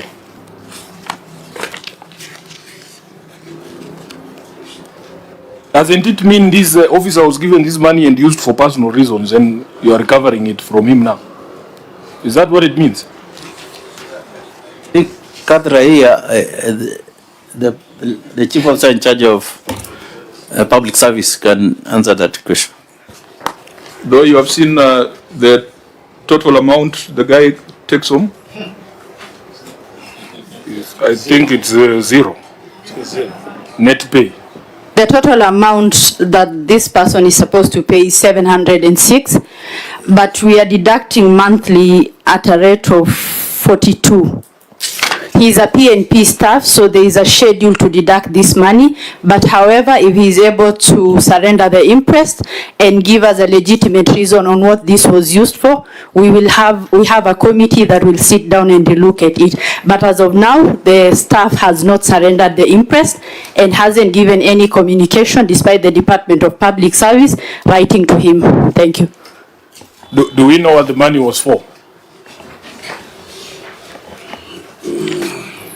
I can see he's an accountant. I cannot remember well, but it was an activity in the Department of Finance.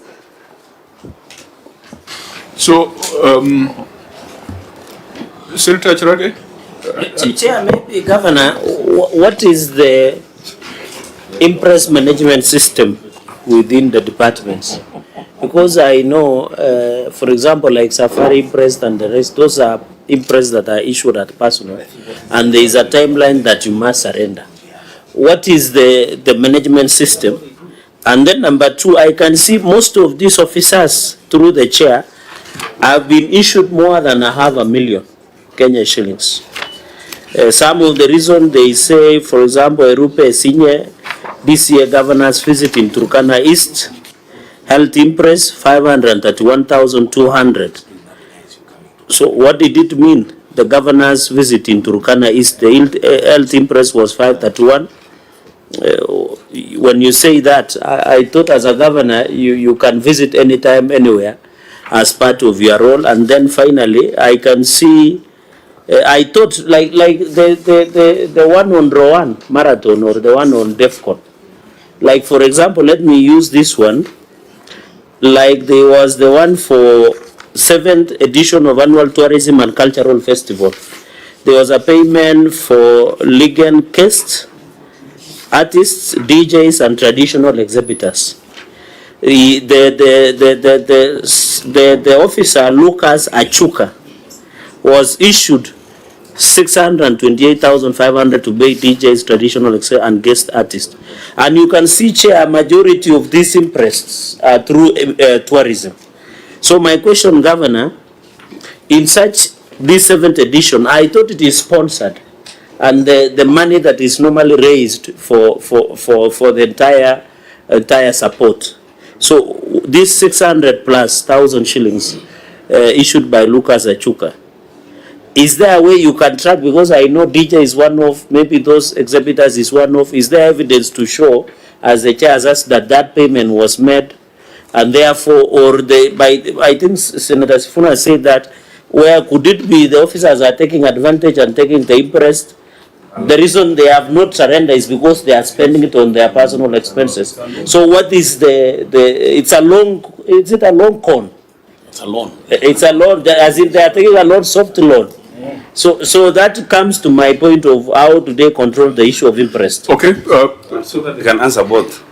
The officer, the gracious lady, has indicated that there is still room to clear the interest through maybe bringing the evidence that the money was spent. Auditor, is there room to still clear this interest? And so if they give the evidence that the money was well spent, then would you reimburse that money to them? Yeah, because there are timelines in the PFM Act and regulations beyond which, if interest is not surrendered, then you don't have that other leeway of a task force that the officer is talking about. Auditor. You are right, Chair. As per PFM, the period is within 7 days of return from the activity or the trip or from tour of duty. So yes, the law is fixed on that. However, we still find, of course, on other basis, the management trying to accommodate the officers. But that's the law, that within 7 days it turns into an advance or a loan that should be recovered with interest. Thank you, Chair. And again, I know Senator Cherargei had asked about the practice or policy around interest management. There cannot be any practice or policy outside what is in the PFM regulations. In fact, it's extremely detailed, including the responsibility of accounting officers. Chair, just a comment on that issue of impress. It's an area you and your committee, all of us, may want to pay a lot more keen interest in. Chair, I'm not trying to give the governor bad ideas, but it'll be remembered that a few years ago, this matter of interest is the one that caused the finance offices of Kitui County Government to go up in flames. When people realized that investigators were pouncing on them, so they banned the office to conceal evidence. Well, you cannot explain how one person, for one activity, gets an interest of 700,000 shillings, and at the end of the month, they are earning zero, and they are still coming to work. In fact, Chair, I don't know if the person responsible for human resources in Turkana is here. Are they here, Governor? think it's present here. Yeah, because that issue was raised by the chair. Who is that person, Governor? When your HR manager looks at these pay slips, I think he needs to comment. I don't know if it's a substantial issue in the audit on statutory deductions going below the statutory limit. There's a substantive issue of 1/3 salary rule. Oh, okay. Yeah. Maybe you can call the payroll manager. Where are they, Governor? Director Or and chair, then we the will look at payroll manager is also outside here. Sifuna, you have intimidated witnesses, so no one wants to own up that they are the ones running that function. Why don't you put the question? It might assure them that. No, I mean no harm. I mean. That you mean no harm. Governor knows that I am ordinarily a very nice person. These rumors that circulate about my character is not true. Is the officer in now? Chair, I want to raise that issue. Interest, it's like a statutory deduction. So if you own interest, everything else is stopped. The only thing that the county should be asking, how does that person survive? But it is allowed to have a zero if you have a zero salary if you got some interest. The other thing I need to raise, the county should be telling us where those people went. They have the original warrant if the interest was issued. They have a duplicate. Original is with the county and the duplicate. So if they have those records, they should be telling us where those people and the reasons why those people took the interest. Okay, that's clear. That's you've given us a factual position from the Treasury. Senator Sifuna, what question did you want to? I don't know if the human resource manager. Maybe you can ask her. Yeah, we were looking at these pay slips of some of your employees, Governor. So I want him to just address that question that has been raised again by the auditor. How do these people survive? You know the law. Is somebody allowed to go home with the zero pay? Just tell us your name. Okay. I'm James Ayen, payroll manager for Turkana County Executive. To answer on that, yes, someone can get zero balance if this is a government liability. Government liability first takes a priority because you had already taken the money, then a priority is given to statutory deduction, then government liability takes the second priority. Okay. Who is the human resource manager? Yeah, I'm here. Judy Betan. We can't hear you. You may be on your feet so that we can be able to see you.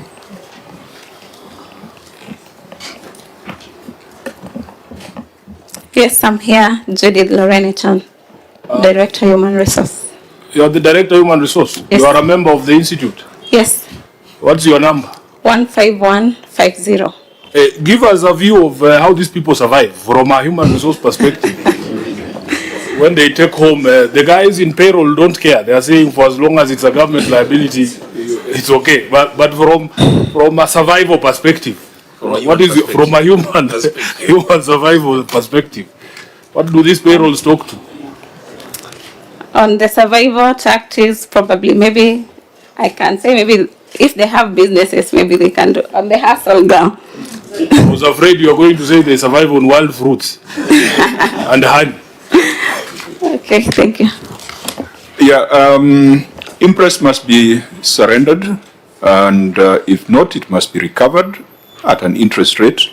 And OAG, what we have are sample payslips, give us the assurance that all those who are still holding interest have been, the reductions are happening. So maybe it's something you can keep in view and deal with in your current audit. Let's proceed to the aggregation and industrial park issue. Idle cash in bank for county aggregation and industrial park. Thank you, Chair. Idle cash in bank for county aggregation and industrial park. The Council of Governors at the meeting held in May 2023 deliberated on the implementation framework for county aggregation and industrial parks, which amongst others resolved that the Council of Governors to consolidate and share the list of counties qualified to implement the Aggregation Impact Project under Phase 1 based on the set evaluation criteria. The county government are the procuring and contracting entities for the aggregation parts. The Council of Governors to share the bills of quantities, designs and drawings, cost estimates and tender documents to governors for their customization.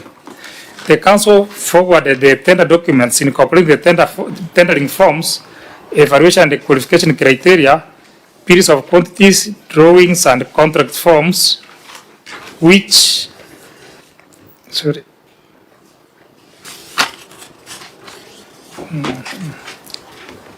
the county government of Turkana was requested to customize and submit to an updated website link for processing and advertisement by 23rd May 2023.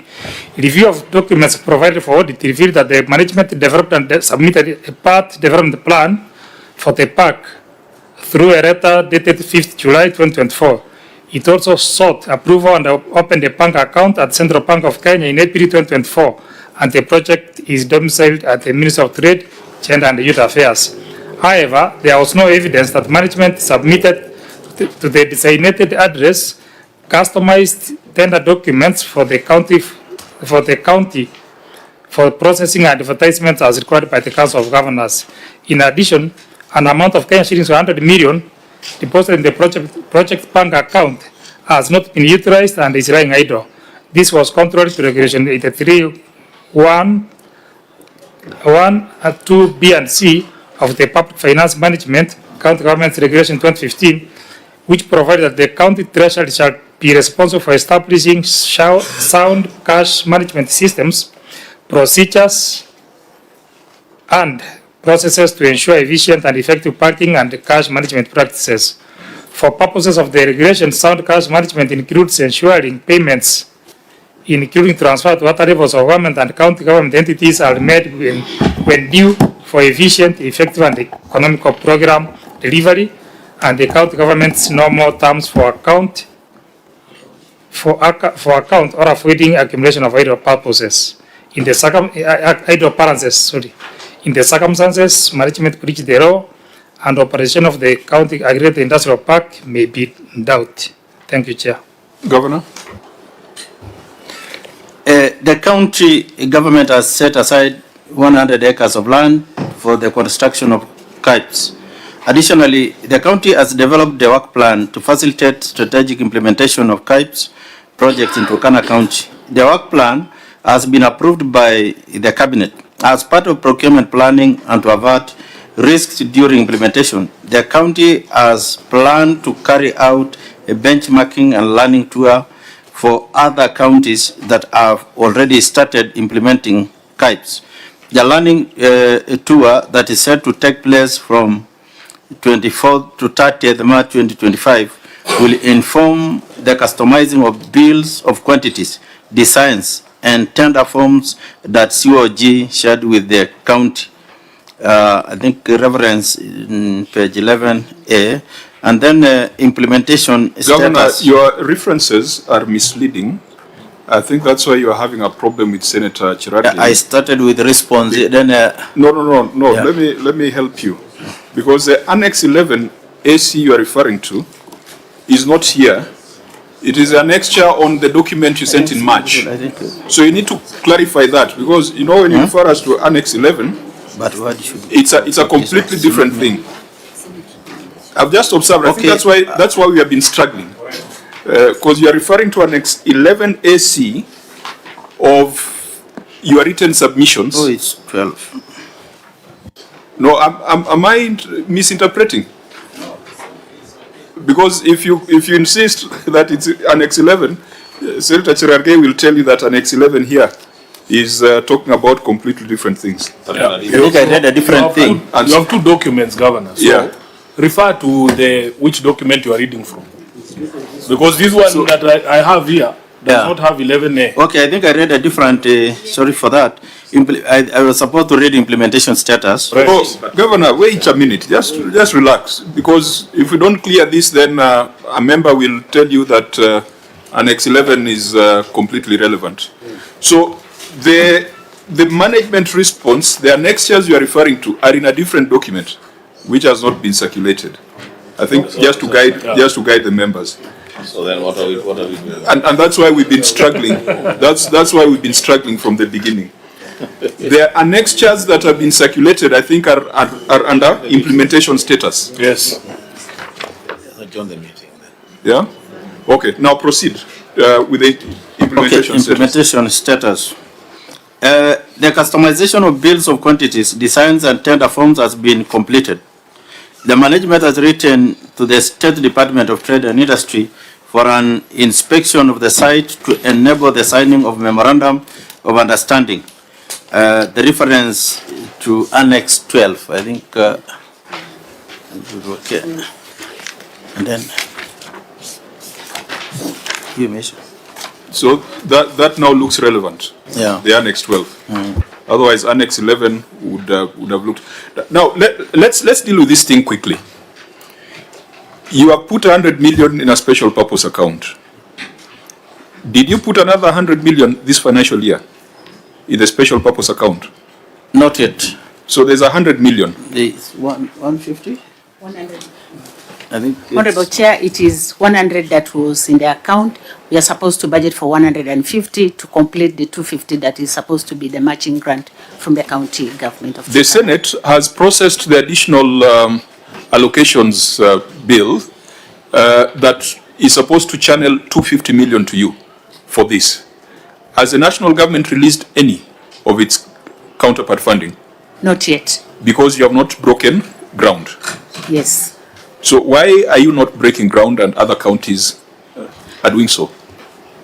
Honorable Chair, to just respond to that, part of the criteria was that we needed to ensure that we have land, and before we do anything on that land, the Ministry of Trade and Industrialization wanted to actually come and inspect and see that this is actually a good site for the KAIP, so that we don't put all the money into a site that will come up to be a white elephant. But we had a meeting with them on the same, so that is why a letter has been written to them to come and actually look at the site, and then we can proceed with the MOU signing for us to continue. But in terms of customization of the bills of quantities, that has been done, and I think it is annexed in this report. Thank you. Senator Sifuna? I'm just wondering, Governor, do you actually want this park? Because is it something the people of Turkana will benefit from? Your colleagues from other counties have told us here that for their counties, and the example I'll give is Makueni, right? Who said that for them that project does not make any sense. Given where the other counties are, I don't know. How is it possible that you have not broken ground? I was in Kiambu County in Githunguri. There are already structures being put up there at the site. How is it that you have not even broken ground? Do you really consider this something that is beneficial for the people of Turkana, or you prefer affordable houses? Before take Senator Gataya's question as well. Thank you, Chair. Governor, did you undertake any benchmarking tour? Because I can see in your response you have been to how many counties? Yes, through the chair, yes, we undertook a benchmarking tour. We went to Uasin and Machakos. What was the learning experience? From the learning experience, what we found out from them was that in terms of the costing of the project, you know, we have a fixed budget of 500 million.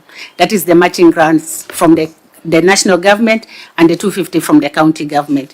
In terms of its implementation, the prior activities that you need to undertake was not factored in that particular one. And the other thing was that as much as they were continuing to implement, the cost is actually going higher depending on what they are doing. And we see now with issues of price inflation, that is something that is going to even affect our own. But the rider was, if there is any additional funds that we will require, then it is the county governments that should actually bear that cost.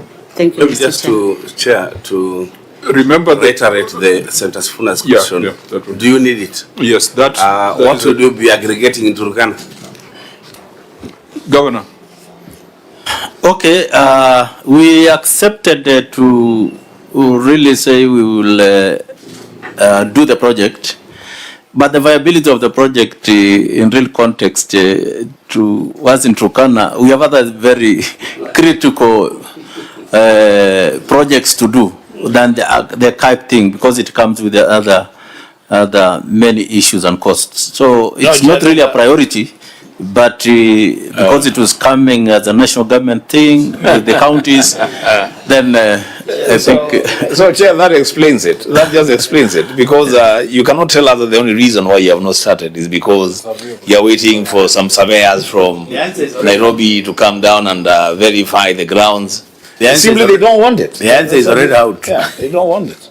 You have to be politically straight, but you can... I will help the governor, because the national government has a way of leaning on his office, but they don't have the same leverage with me. You can just say this is something that is being forced down the throats of counties. You are not being consulted. If I remember correctly, Honorable Chair, there was a more serious project that drowned in the lake for the fish factory. Baringo. No, it was Turkana. Marsabit. Oh, it was not Turkana. No, it's It was, but it was the same. It was Lake Turkana. It's the Lake Turkana that is confusing me. It consumed a project in Marsabit. But that just goes to show you, Honorable Chair, that when the Constitution speaks about the relationship of these two levels of government, it is clearly not working. That people can sit in Nairobi and decide that what is required in Turkana is this, and yet the people of Turkana themselves are saying, we have other priorities.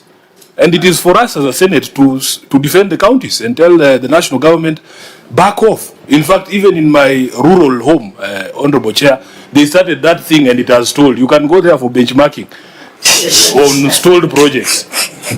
And Chair, much as it is a national government project done in collaboration with counties, it must be a need for the people. And I think there must be public participation, because we are using public funds.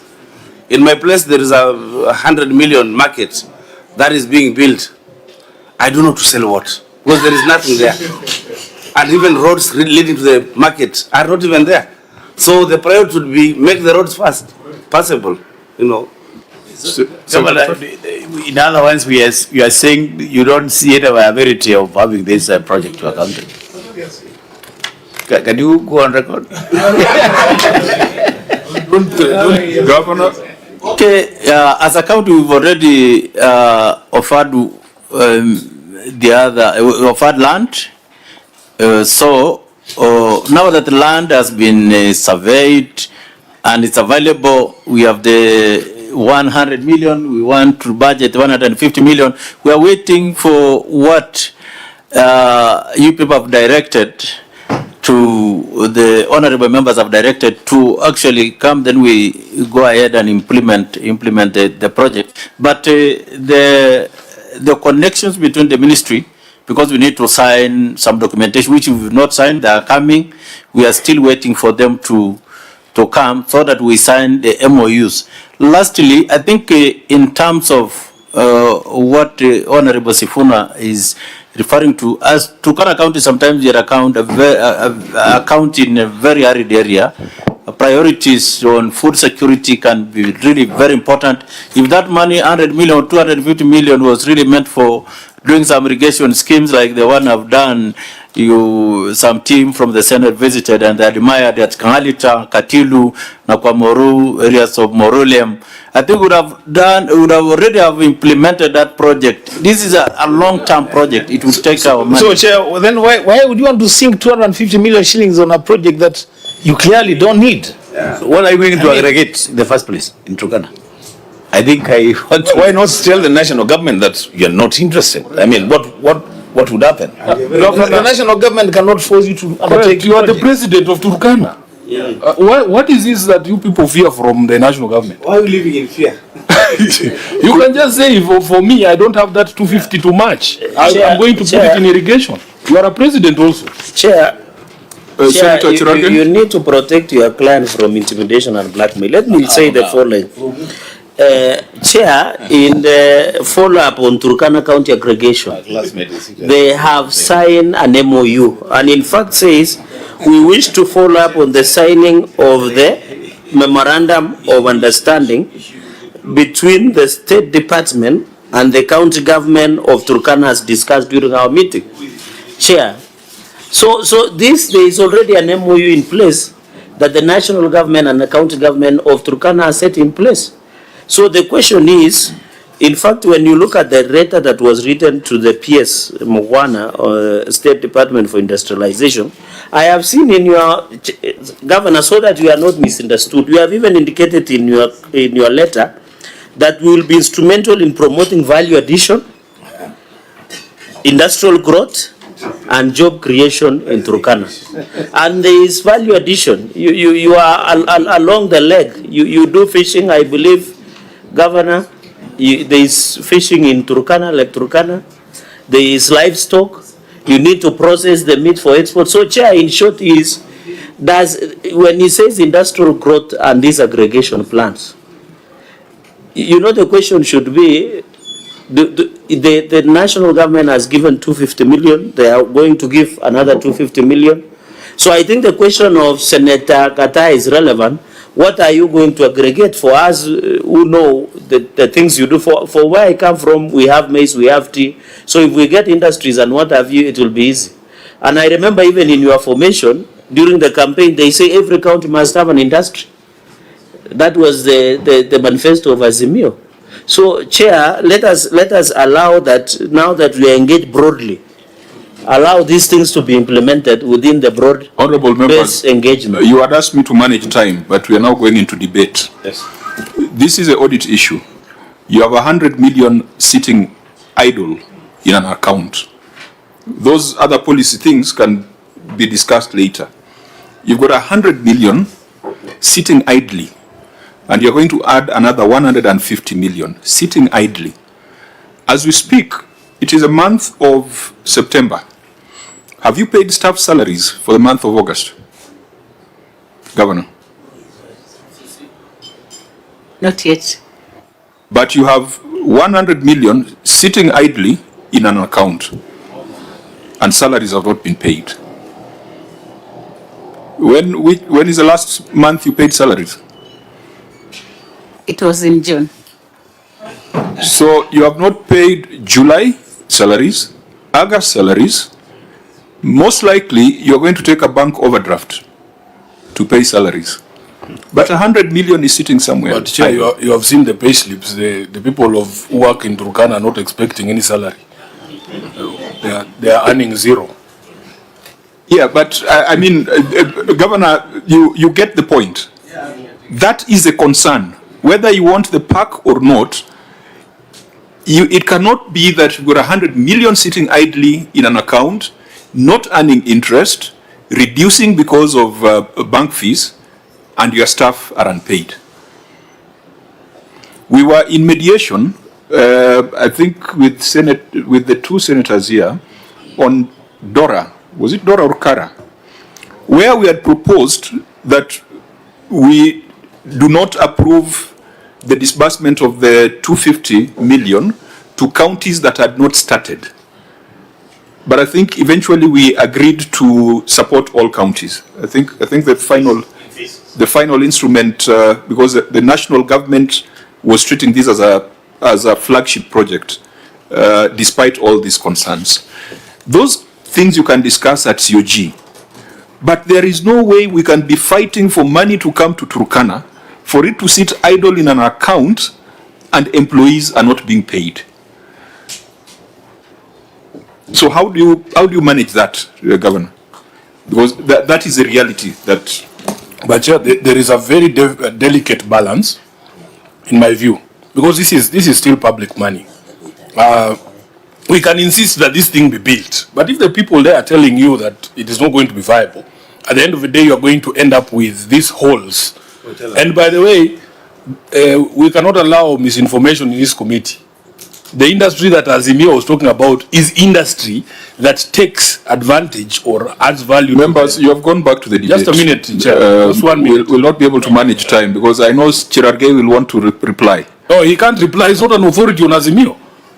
We were the ones who drafted But the we thing. are in Let us broad-based. educate. We are nowadays authority, Mr. Sifuna. The industry was. Maybe it's authority in Kenya. Okay, but not order on members. broad-based. So Maybe yeah, on Kenya, Chair, moja the only issues authority in Azimio is through here. a Mushomba, Don't allow that authority on comeback that. about it. But on Can this I- one, is Can not I just Members, we agreed we are concluding by 2, but the rate at which we are going will be here up to 5. The point that I was making is this. You cannot, I have seen those aggregation packs. They are not the industries that we were talking about. We were talking about industry that exploits the natural resources there. If there is material for, say, clinker plants, you go there in Kitui and put up a clinker industry, not a hole. Because I've seen those things, they're just holes.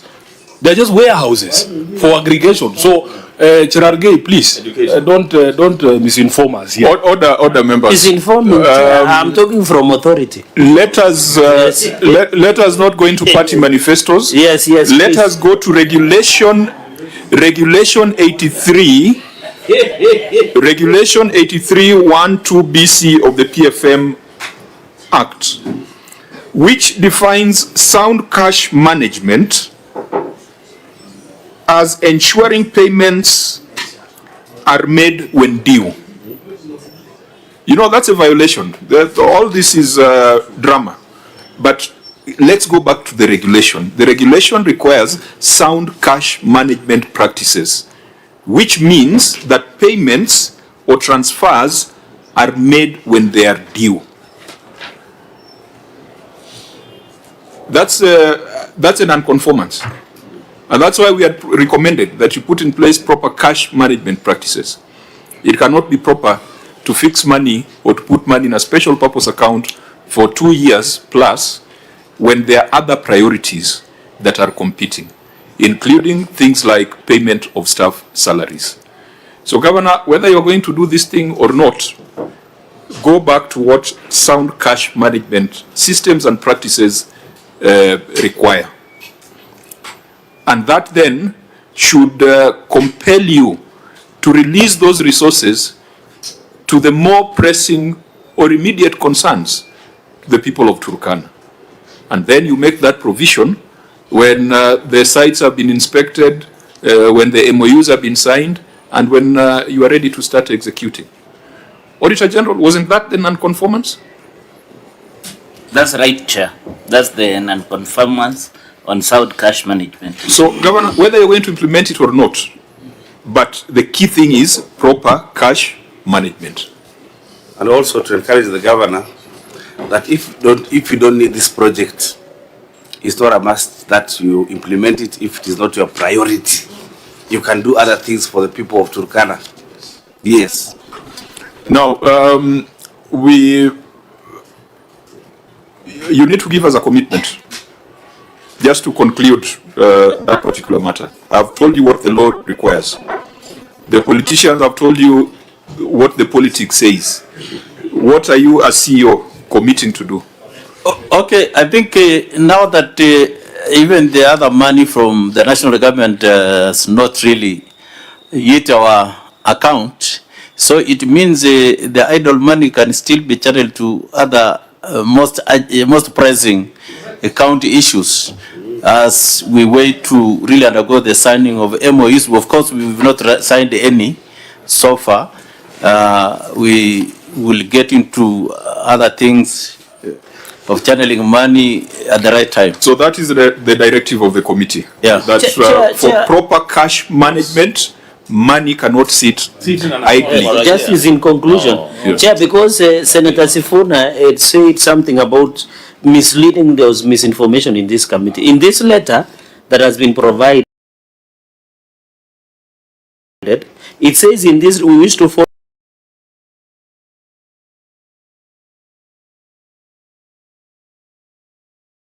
up on the signing of MOU. And you are saying you have not signed the MOU, so what did you mean? I think the CC is here. We've not signed any MOU. So this letter is misleading. I think the honorable members, let's concern ourselves with what the PFM regulations say. Our concern is from a cash management perspective. Yes. Those letters are political correspondences. Chair, then they should be struck out because they are political. And number two, Chair, maybe in conclusion, you have said it's an audit query. I thought the basis of putting special purpose account 100 million was coming from somewhere. It meant there was an engagement before putting that 100 million to the special purpose account. Or the governor can tell us what was the strength of opening special purpose account to put 100 million. You know, the governor will not tell you that. Honorable members, the governor will just whatever justification you when you'll be governor of Kitui, Senator's order, you just put 100 million and see wait. Whatever justification there was, from whatever justification there was, whatever business case there was, it is unacceptable for money to sit idle in an account for more than 1 year, 100 million, when salaries have not been paid. Whatever justification there was at the beginning. So, Governor, you have paraphrased what needs to be done, and we concur with you that this money should be released for other things, and it can be provisioned when everyone is ready to do this, in the event you find that it is a priority. So, we proceed to the issue of acquisition of assets. Kataboi E-college. We will look at Kataboi E-college, we will look at the county headquarters, and we'll also look at the governor's house. First of all, EACC, Kataboi E-college is a matter that is in your radar? Yes, Chair. The matters you've mentioned are under investigation by EACC. The latest status update is valuation processes are what are ongoing, so that we can be able to conclude the investigation. But they are being investigated, Chair. Okay. Yeah, I think we had received a brief, but the fact that EACC is investigating, because there are no charges that have been pressed, it then does not stop us from looking at what the issues are. So, OIG, what was the main non-conformance here on Kataboi E-college? Thank you, Chair. The issue in Kataboi is that there was a first contract which was fully paid of 76 million. There's a second contract of 60 million, out of which 33 million has been paid. So a total of 109 million has been paid. The project is 72% complete. The contract has expired and the contractor is not on site. So the value for money issue is what we raised, that the project is not being used for the purpose for which it was meant. And given its starting date was, I believe, in 2015, it has been outstanding for a long time. Auditor, I think it would have been important for you to read it, because your first paragraph is something that we need to understand. Thank you, Chair. As reported in the previous year, an amount of cash shillings 18,269,805 was paid to a local merchant for completion of Kataboi E-college at a contract sum of 60,016,621. However, audit review of the procurement records revealed that during the financial year 2014-2015, the Department of Tourism had previously awarded a contract for construction to completion of eco-tourism hotel at Kataboi in Lake Zone, awarded to a contractor at a contract sum of Kenya shillings 66,389,746 to be completed in December 2015. Project site. So just stop there, so that we understand this first paragraph. Were there two contracts for the same thing? That's correct, Chair. There are two. So there was a first contract of 66. 60 million. The first one, there was one for 60 million, and then there was another one for 66 million. Yes, Chair. Was it for the same scope? Okay, the first contract was not completed, so that's why they came to a second contract of 60 million. The 66 was the first one. The 60 million came later. So the 66 was cancelled. It was terminated. It appears so, Chair. No. Just say what you are sure of. If you're not sure, the governor is here and is still. Yeah, the information we obtained is that the amount was fully paid. 66 million was fully paid. Yes.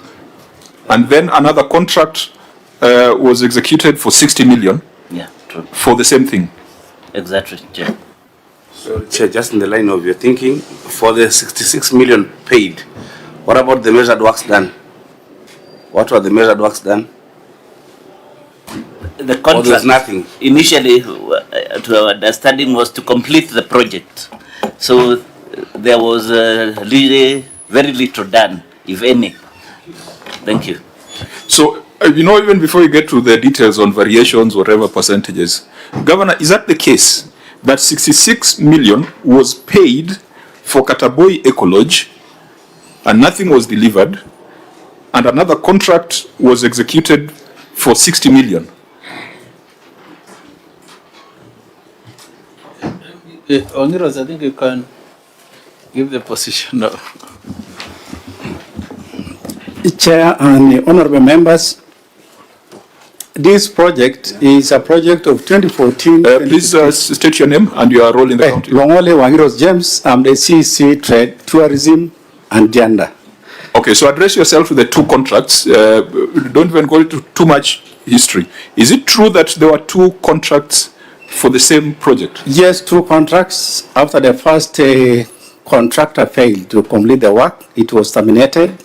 Is it true that 66 million was paid for the first? From our ministry's records, what has been paid so far is 36M. 36 million. Out of 36 million. Out of the 66? Out of the 66. Chair, two things. First, I want to know how much I can say about this project because it's under investigation, right? I need to ask some. I don't know whether it's okay. Well, it's okay. We have had things under investigation for 6 years. All right, Chair. So it cannot stop us from prosecuting it. So let me understand this. Chair, the contract here is for completion of a project, which means it had already begun. So the 66 million and the 60 million, those two contracts were for completion, not starting a project. So it will appear like initially there was money spent on this project, or what is the position? Let me just try to clarify that. Yes, Governor. I think I just want to confirm what the CEC is referring is now the second contract, which I think 33 million has been paid. But 36. the first one was 66 million. 36 million. He said 36. No, I was trying to release. Let me just say. Okay, proceed. Okay. I think Turkana County Executive initiated a construction of Kataboi E-college in the financial year 2014-2015 to promote tourism in Lexon Ward. The county executive awarded a contract of 66,389,746. And then further, a contract variation of 9,958,464 was approved in October 2018, increasing the contract sum during the first allocation, the sum of 76,348,210. In February 2019, the county government and the contractor agreed on mutual termination of the contract. A new contract for completion of the project was entered into in February 2021 at a contract sum of 16,621 with an expected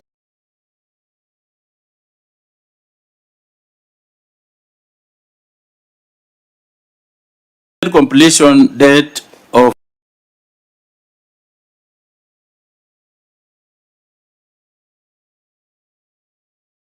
November 2022. Payment amounting to Kenya shillings 33,121,000 of the second allocation now 200 has been made to the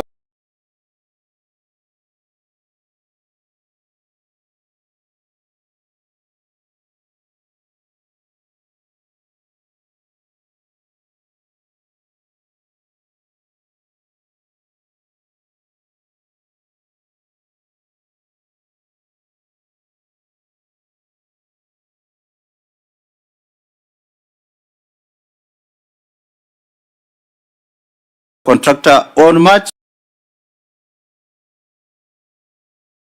Kataboi E-college. So what you are saying is in this 33 million that has been made, and this 76 million that has been made, was it made to the same company? And is it because I've had your director, or is it the director of finance department, CC Finance? So it means, Chair, over 100 million as it has been paid to an existing project. And then, Governor, what do you mean by 72% of completion level? And Governor, in this project, because you have said it's 72%, is there a projection of completion date? And do you think if it is completed, will it still give value? I know the money has gone way up, but they say, there is a saying that says, is it an end to itself or a means to an end? So do you think, because you have said 72%, is the project ongoing and it is complete, will it give value to the intended purpose, although it is overpriced?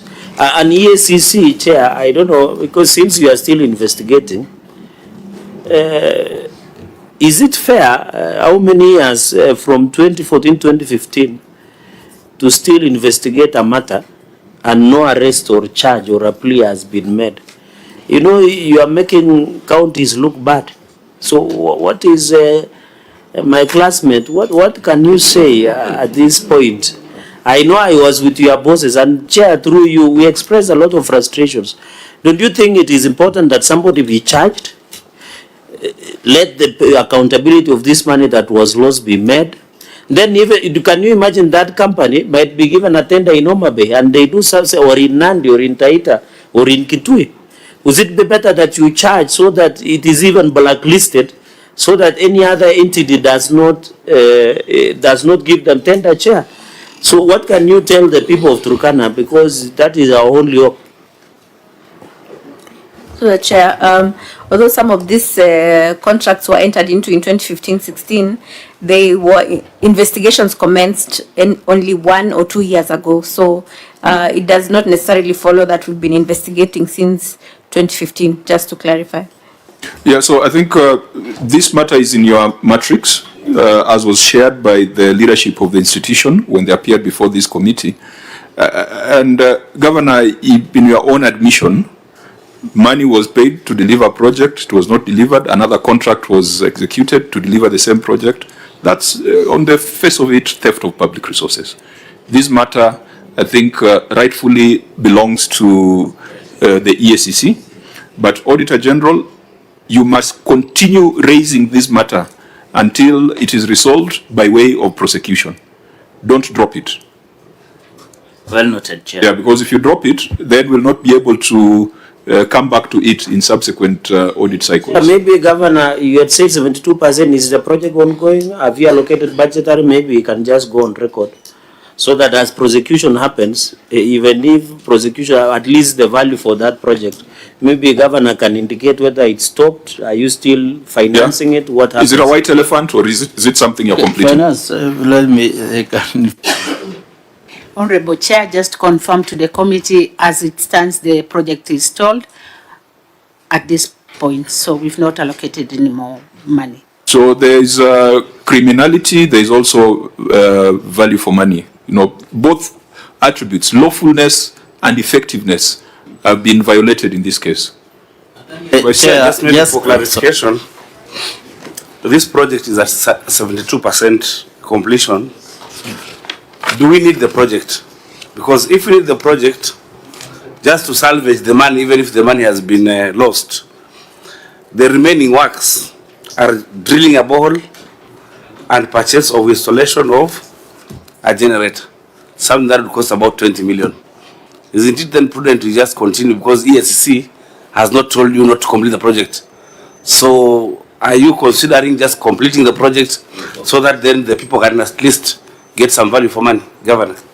Okay, I think your recommendations have always been that we complete those projects that were constructed during the other government, including even the county headquarters, the residents. So the people of Lexon are not really seeing this as the issue of ecology as their priority. They are making different recommendations that because it has not even built to the status of an ecology. So they are asking the county if that can be changed into a TVET or a polytechnic. That is now the people on the ground what they are recommending. So as we thought it will be prudent, we make our own now final decision following now the recommendation of the people, because I think people have the first say in the constitution. So as we see there is viability to continue the project instead of just leaving it like that. I think in the processes of having budgets, we will put some money to really continue completing, putting the ball, and then we now change it to a polytechnic, because we have another institution that is doing very well for IT. So they're saying we put that one to become a polytechnic. It will enhance or support the other one. Honorable members, let's proceed to the other big elephant in the room, the Turkana County Headquarters building.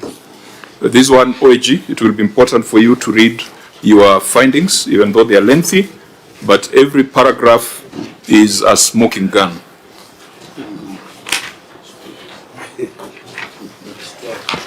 Thank you, Chair. Delay in completion of Turkana County Headquarters building.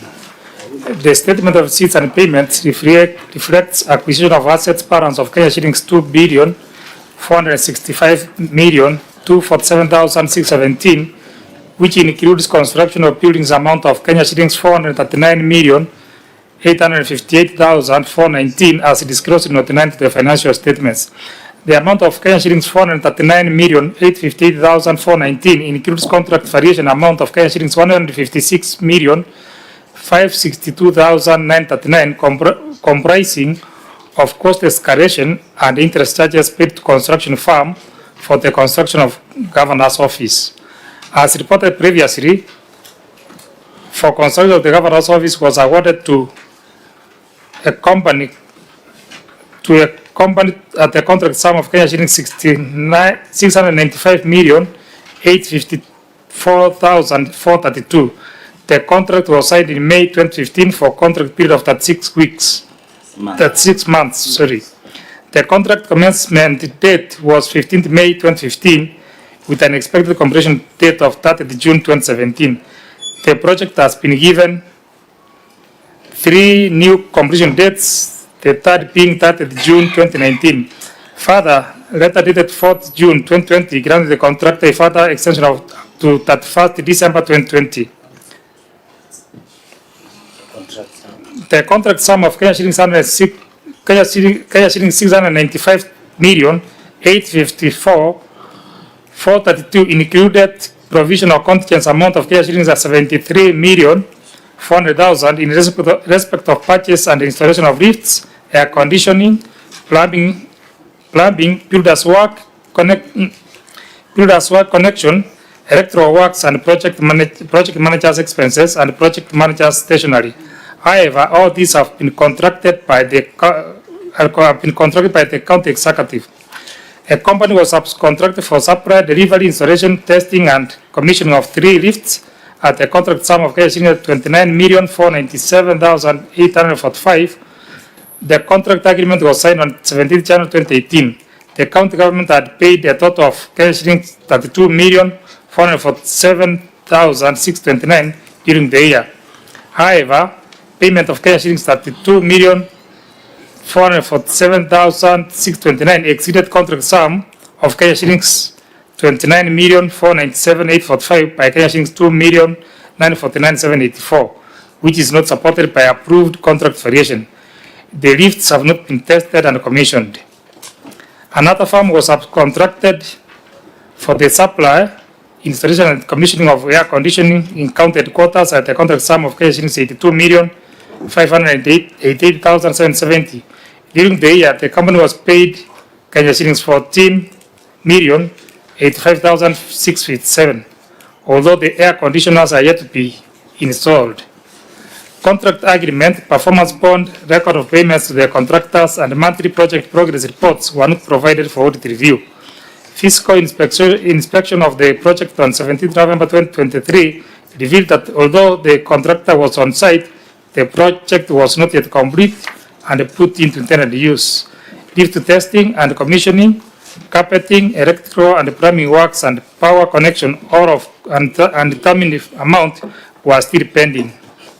Another physical inspection carried out on the project on 27 August 2024 revealed that although the contractor was on site, the project was not yet complete and put into intended use. Lift testing and commissioning, carpeting, electrical and plumbing works, and power connection, all of undetermined amount, were ongoing and yet to be completed. In the circumstances, the county was likely to lose funds through contract variations, interest charges, and cost escalations, and the value for money had not been received on the expenditure already incurred. Thank you, Chair. Governor.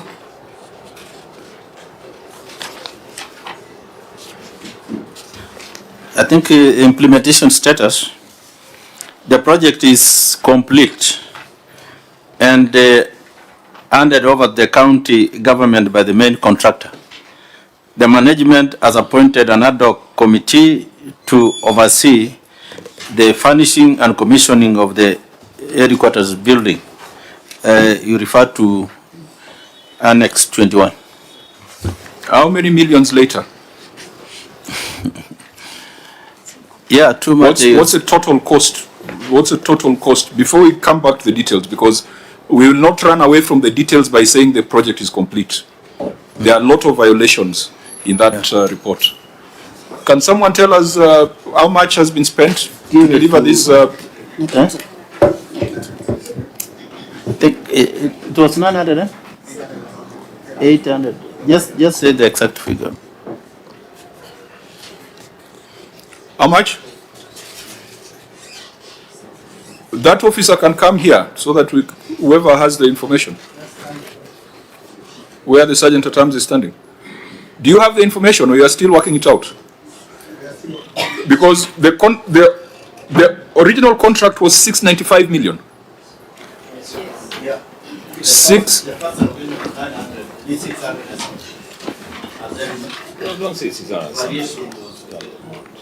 No, it says the contract sum was 695,854,432, included provisional contingency amount of 73,400,000.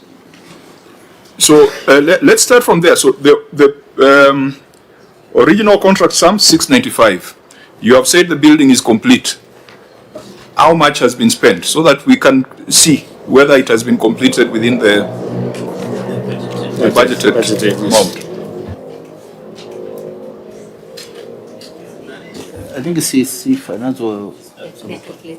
They are still calculating. Yeah, give us. Secondly, is it under your administration that the tender for electricals were done? Not under my regime. Because that is a second violation where you have just read that there was a provisional sum of 73.4 million for electricals, and yet the county went ahead and issued fresh tenders and contracts for items that had already been captured in the original contract. Is that the right interpretation? Let me just give it to the person in charge of procurement to give us an elaborate, because he was there. I think I have interacted with this gentleman. He's very detailed. Today I don't want stories. I just want to know if there was 73.4 as a provisional contingency amount for electricals, installation of lifts, air conditioning. Why did the county go ahead to contract two other firms to provide a service that had already been built into the original contract? Okay, thank you, Honorable Chair. The 695 million. Your name for record purposes. I'm Samson Nakito. Samson Nakito, Director, Supply Chain Management Services. Okay. Okay, in the original sum of 695 million, it included some subcontractors. But eventually when they reviewed the BQs of the subcontracts, they found that what was put there initially was too low because it needed more money. So what they did was only they got the main contractor and the two subcontractors. Because the AC, if you see the AC, the amount of money for the air conditioning in that provision was, I think, if I'm not wrong, 12 million. But eventually 108 units of ACs, I think costed like 82 million. Director. Yes, sir. 73.4 million in the original contract of 2014. Was that sufficient for electricals, lifts, etc. as at 2014? No, it was not sufficient. It was not sufficient because there were only two lifts. They added the third one. The extra variation of the lift came. There were now 3 lifts. Initial BQ had only 2 lifts. Did you read this audit report? You know, you can tell the story and explain something, but the question is, if 73.4 had been included for purchase and installation of lifts, air conditioning, plumbing, etc., then the county went ahead and contracted those services to other firms. That is the illegality that the Auditor General has pointed out here. And those firms, one of them, which was to provide lifts, was even paid in excess, was paid 32 million instead of 29 million. You are providing an explanation and a story. As a professional, is that the right thing to do? Okay, maybe to expound how the procurement process was carried. They found that it was above 25% what was required for those services. They advertised separately out of this main contract. So they sourced the other subcontractors separate from the initial advertisement. And there are correspondences to support that? Yes. Professional opinions yes. and all yes. that? Yes. There's missing information there. Because then it's true, it's okay. If then you realize that the variations will overshoot 25%, then you decide to advertise for a new contract. What happens to the 73 million? Because it had been part of the provisions for the lifts. And you are saying the lifts initially were 2, then a third one was included. So if 73 was sufficient for the 2 lifts, why did you then sign a new contract for 3 lifts instead of 1? I think maybe to clarify on that, the amount which was provided for the 2 lifts were not even enough. They were not enough. So they had also to come and re-advertise. They advertised for another tender for the person to supply the lifts. Because the initial amount provided in the 695 could not have helped them maybe procure. So was the new contract less the 73? Yes. The 73. So only the 2 subcontractors who are in the main contract of the 695 million were only the plumbing work and the electrical work. Yeah, I want to understand. You know, make us understand these things.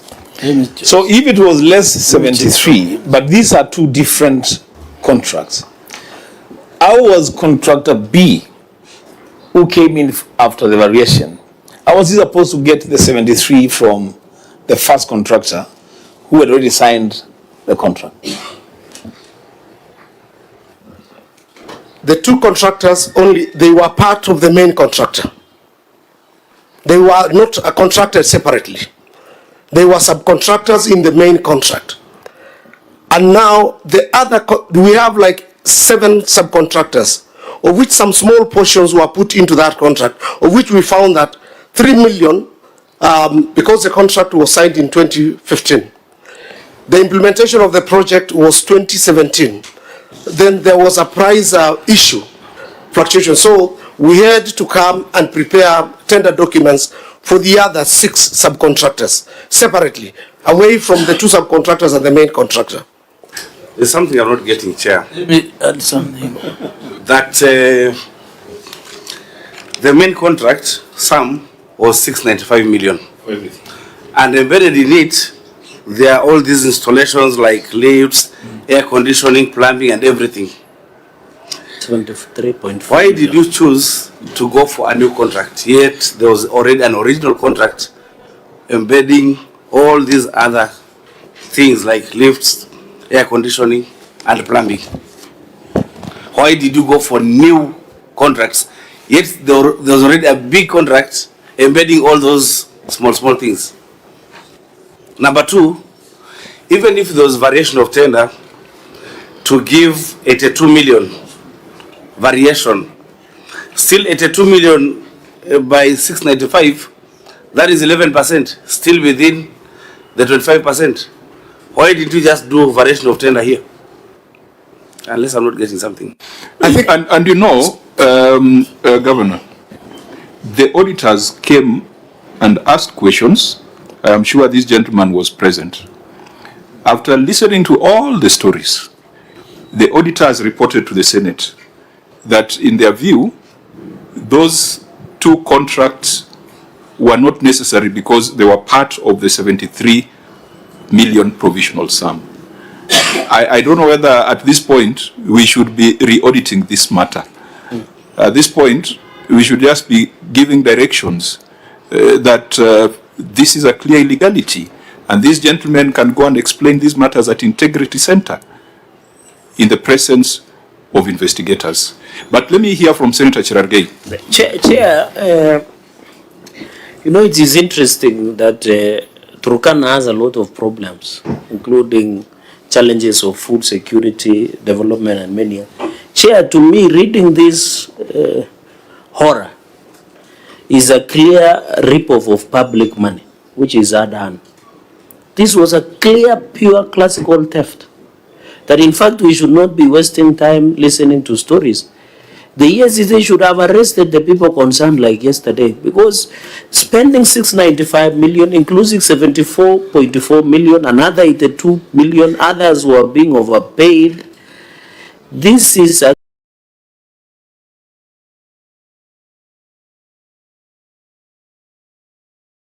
clear public theft of our resources, Chair.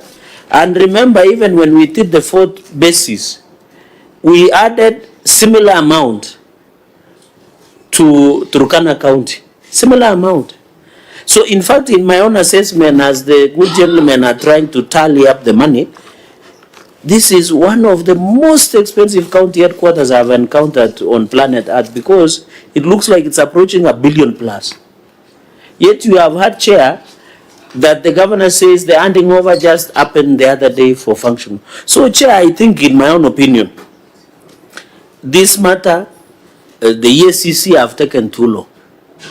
Unless they are untouchables, unless the ESCC fears something that we don't fear, the people concerned, because, Chair, if you look even the way the contract has been drafted, inclusive contingency liabilities of lifts, air conditioning, plumbing, builders work, connection, electrical works, and project managers' expenses, and project managers' stationery, that is pens and photocopies and what have you, they decided to add 73.4 million. They came and imagine, and if there's, and I don't know the procurement, you, Chair, maybe the gentleman that you know, is he registered with any organization? Because if you have given out the main contract and you have subcontracted, the PMF Act is very clear on the issue of variation. You don't just say, and you know government has a way of operating, Governor, where you give out a contract. If there are variation, there is a certain limit, should not be over 25% of the PMF Act. Then that variation should have been provided to the OAG so that it becomes easy. And Governor, if you, maybe just finally, Chair, You have said the office has been handed over. Are you using the offices? Because in your earlier statement, and that was the reason Chair was asking, in the minutes of the cabinet, that you are doing your cabinet meeting at Bethany Guest House. So does it mean this building has been handed over, but you are not using it? Because even if the investigations are ongoing, the people of Turkana might at least get value, although it is overpriced. So Chair, I think, as Governor answers on the functionality and operation, and tell us, because you are the user, whether these lifts are there, are they like the ones for Bunga Towers that normally freeze? We don't know where they got them. Chair, Order, Senator. Chair, you saw the windows falling down the other day in this. You have made very good points, but they'll be drowned in the Chair, last but part. I'm the user. That's why I can give experience of Bunga Towers, because I am asking him a question so that we don't leave it even to AG. The lifts, the air conditioning, all those things, are they functional so that at least the user, the consumer? You do recall when we visited Turkana, we were told that the ACs had been paid for, but there was no electricity to test them. You remember that one? Yeah. So I mean, as you said, it's a public report. Senator Gatai? I've reason to direct the procurement. I think there's a lot of literature in his presentation. Governor, your team is not serving well. Actually, if you look at the whole issue here, there's a lot of rip-off. It's pure fraud. I think you can better go back and try to establish exactly what happened to, because I don't think whether there were any procedure followed to make sure that some of these procurement procedures were followed correct. So I think your team is relatively failing you. We don't want to make it clear. Maybe the chair would just make that declaration, but I think that saga is just pure literature, nothing tangible. Maybe somebody can pick from what the director of commerce just alluded to. And our expectation from professionals, especially those who subscribe to professional bodies and certain body of knowledge with a code of ethics, is that you have a responsibility to advise the governor, the county, and the entire nation, not just on lawfulness, but also effectiveness and prudence in the use of public resources. So our professional, I think I noticed him when we were in Turkana, because he gave us a very detailed presentation. It is not just about defending something because it complied with a section of the Procurement Act. You must also ask yourself, was this effective? Was this prudent? And from the face of it, even if there was anything lawful about these new contracts, it cannot be effective, it cannot be prudent. Have your officers computed the total cost? Yeah. How much? I think they have submitted the total amount that has been paid is 740 million 724 and 13.73 Kenya shillings. How much is outstanding as pending bills? It has entirely been paid. And then some information that is very important to the honorable members is that the devolution committee of the Senate also came to Turkana County. And it facilitated the meeting between the county because the contractor was still writing some letters wanting extra payments of a lot of millions of money. I had to request them now to intervene so that we see how best, because it was like, it's difficult for us to get into that building. So that Senate committee facilitated the meeting, and it told the contractor to hand over the contract to Turkana County because the county has already paid him more than he But does that deal with the claims that the contractor is making? Because your attorney next to you will tell you that a resolution of parliament cannot overrun a civil matter. Yeah, and I think the committee helped a lot because the contractor now agreed to throw away all those other claims, and he accepted to hand over the building to Turkana County, so that the remaining works, including the electricity, it will now become our our mandate as the current government to finish the remaining small What would be works. the total cost to completion? 740 has already been paid? This is what has been paid during the previous, but currently No, we want to get the total cost. What is the total cost? Because we are suspecting it's approaching 1 billion. It cannot go to from our end. What is it? Because you still have carpeting, plumbing, etc. Of undetermined amounts. That's what the Auditor General says. The contractor has already done the carpeting for about 2 offices. What is the total cost to completion, Governor? Honorable Chair, the total cost for the project is 897,416,662.07. That is, if you look at the original contract sum of 695. Electricals, kuna plumbing, structure, cabling, CCTV and all that. 200 million more. Governor, is it that Turkana receives too much money? No. That it can just be spent like that? I think, Senator, Chairman, the first time we met, when I was really giving my disclaimer on the same, and then the recommendation you are giving, it was that what should you now do with this building? You need to go ahead and finish the electricals and do other things. So we said the contractor should do the carpeting and many other things he had left, so that we get into the electricals and also ensuring that the machine they put there is properly connected. That's what we have done. The electricals are now ongoing with the team here.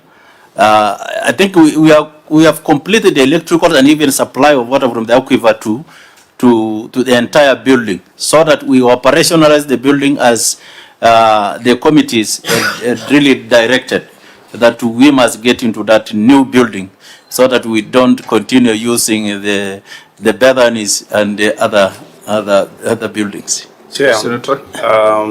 I wish my question was answered. You know, the original contract sum was 695 million. But within it, there was 73 million for installation of lifts, air conditioning, plumbing, builders work connection and so on, and electrical works. Now, this 73 million was not used for these works, if that is what I'm understanding. There was an extra amount contracted outside these works. Now I'm asking this. Was this 73 million originally meant for purchase of lifts, air conditioning and plumbing and so on, taken in because of loss of time and inflation? Because then, Chair, we need reworking of that BQ. So that we say the original cost was 695 million, but because of loss of time, prices have gone up, and this is how the prices escalated, and so that the 73 million was swallowed by the price increase. I think we need a reworking of the tender document so that you can see what swallowed the money. So much so that another 82 million and the other monies that we are getting, the 200 million also, was used for the extra works. I think that was what the procurement team that used to be there, because I'm unable really to link all these many figures. That's why I was giving it the procurement director to really give us the position. Our concern was that in his explanation he was trying to whitewash the process, and that's why I said professionals have a responsibility to advise where something is not done properly. Then we just say it as it is. And I think, members, this is why we refer this matter to EACC, and it's in your list. So again, the concern is that it's taken quite some time for things that seem to be quite clear as being violations of the law. Yeah, we need to go back to Turkana. I think we need to go back there anytime soon. Chair, and I want to ask through your indulgence, I saw the schedule of the EACC when they appeared. I think the Vice Chair and we were present. I want to ask that such matters should be expeditiously dealt with, so that we protect the gains of devolution. It doesn't make sense that 4 trillion shillings have been given from 2023 to now to all counties, yet Turkana has more pressing issues than spending on this building. I think if this money was used prudently, Turkana should have gotten a better deal from this. And I think, Chair, maybe in future, I don't know what the Senate can do. We had extended to counties that did not build their county headquarters. I think like we did to the speakers and governors' residence, there should be a limit of even coming up with county headquarters, because it doesn't look very decent and very good. Chair, and I want to request that let this be finished and encourage. Also, we went there, the location of county headquarters should be where Wananchi should go. We visited Machakos the other day through another committee of ICT. From where the governor's office and the town is, the ordinary Wananchi cannot walk. It is around 2-3 kilometers. So I hope we'll visit and see the functionality of the office. So OAG, again, this is a matter that will be subject to your scrutiny in this financial year. The EACC already has a file, but please keep bringing it up, because it's a clear violation of all the principles of public finance. What about the governor's residence? Governor, is there good news that you have moved in? At least the headquarters you are saying you have moved in. What about the residence? You are still drawing the illegal housing allowance? That one is still in the original position as the members saw it the last time they visited. So, Auditor, can you just highlight the issue? Because when we say it, people might accuse us of inventing our own things. That 120 million was paid for a building at foundation level, but it's here in your report. So can you be the one to say it? Paragraph 1, paragraph 2, paragraph 3. Auditor. Thank you, Chair. As previously reported, the County Executive of Turkana and the local construction company signed a contract for construction of governor's residence. The contract works include the construction of one-story residential house and erecting a perimeter wall. From the records provided, the contractor received payments amounting to cash shillings 120,500,965 during the year ended 30 June 2015. However, no documentation was provided on the contract agreement, the actual measured works, total payments made, and what became of the contract that made a new contractor to be sought. The new contract for completion of governor's residence was awarded to another holdings company, filed open for the completion of governor's residence at the contract sum of cash 90,563,900. The contract was signed on 24th April 2019 for a contract period of 52 weeks with the expected completion date of 24th May 2020. The contractor filed a letter dated 31st March 2020 addressed to Project Manager, Minister of Roads, Transport, Housing and Public Works, requested for contract extension for a further 52 weeks from the date of the letter, indicating that as at 19th November 2019, the client had not issued the work drawings and the subcontractors for specialized works were yet to be procured. The request was granted on 1st October 2021 through letter dated 3rd April 2020. The APA Insurance extended the performance bond to 1st October 2021.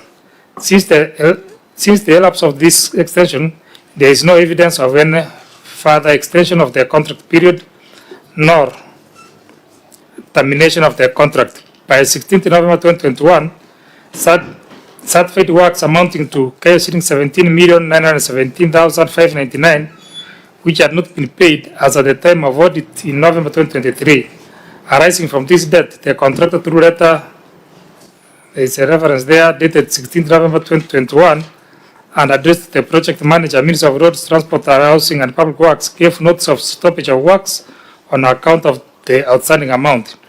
An advisory by the county attorney filed letter dated 28 September 2021 to the Chief Office of the Governor, advising manager to pay the contractor for works done had not been responded to. Further, the following observations were made. At the preliminary evaluation stage, it was mandatory requirement that all pages of both original and copy of tender documents must be sequentially serialized. However, the contractor submitted documents that were not sequentially serialized and should have been disqualified. In the technical evaluation stage, the pass mark was 6 marks and the firm was awarded 6 marks, yet the firm had not submitted mandatory tender documents such as reference, recommendation letters, evidence of contract supply of goods, and a letter of commitment confirming duration of time to deliver goods from time of receipt of RPO, and therefore the firm should not have proceeded to the financial evaluation stage. Management did not hold any negotiation with the company, despite the evaluated price being more than the budgeted amount of by Kenya shillings 563,900. The additional purchase orders number 12 with the 3 dated 30th March 2022 for Kenya shillings 2,327,540 and number 1640 were issued on 2nd June 2023 for a total Kenya shillings 14,514,000 after the expiry of the contract period and the performance bond. Project inspection on 14th November 2023 revealed that the project was incomplete and the contractor was not on site. Proving works and other finishing works had not been done. The amount of Kenya shillings 17,917,599 due to the contractor was not included in the pending bills for the year ended 30 June 2023. Expenditure on the project has so far exceeded the limit of Kenya shillings 45 million set by Salaries Elimination Commission, and no evidence was provided of approval to continue spending on the project.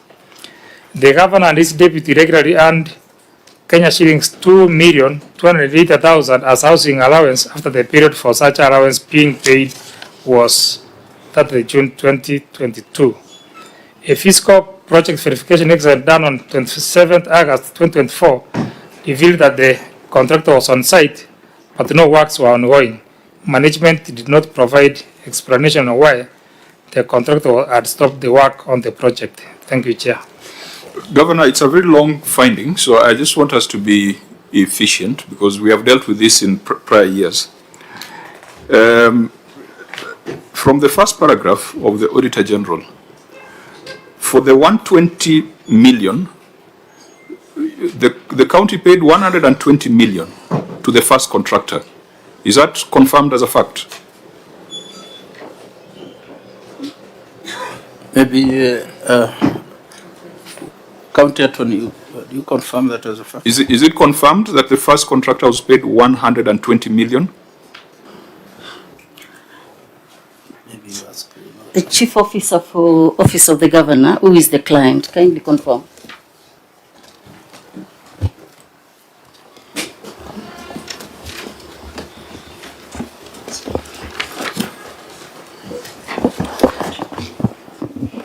Chair, my name is Zeteleji Korea Moses, Chief Officer of the Governor. On this issue of the 120,965 shillings, we could not be able to verify with the documents because we cannot be able to get the documents. But the auditor says from the records provided, the contractor received payment amounting to 120 million. How can the Auditor General have more records than you? Let's be serious. Was the and you know, Governor, you told us this when we were in Lodwar. Why are your people running away from this question? Is it a fact that on the first contract 120 million was paid to deliver a residence for the governor? Chief Officer. We need to wait the engineer. The engineer Kopeto, where is he? Just call Kopeto. Because with 120 million, surely if you are paid to deliver a house, that should be a complete house with a swimming pool and a jacuzzi and everything. State-of-the-art residence. That's like State House. And yet when we enrolled Governor, I don't know why you don't want to deal with this matter, because back then at physical verification, 120 million was paid for a house at foundation level. And Chair, for your information, when we visited with your committee to Ziwa Hospital, we went and found that 95 million has been paid for Ziwa Sub-County Hospital Phase 1 up to foundation, then Phase 2 was built on it, yet 95 million. So it's a classical case where 120 million has been paid to something that does not exist. So why is this Chair afraid to deal with this question? What bothers me is what the Chief Officer said. When you say you cannot trace the paperwork, and the Auditor General is saying that they relied on your documents to make this conclusion. So you're saying that the office of the Auditor General cooks these documents, or where did they get the documents from? Because they're the client. Where did they get the documents from? So, that's the times that I agree with Senator Cherargei. Maybe these guys be put on oath. Engineer Kopeto is here. Let's give him, because the engineers can give us maybe all the questions so that he can answer together. Okay. Yeah. So, Chair, I have tried to tabulate the entire amount that this house should be worth more than 224 million. If my including the performance bond, the other extras, should be around more than 220 million. Almost $2 million. Also $2 million. Imagining a house of 220 plus million for us who are built before is a huge, it's almost 5-story building somewhere in Nairobi CBD. So, and this, you know what shocks me, Chair? The SRC and Ministry of Public Works have said the maximum a governor's house should cost is 45 million. So these are like 60 houses or six governors' mansion yet that should be built with 220 million plus.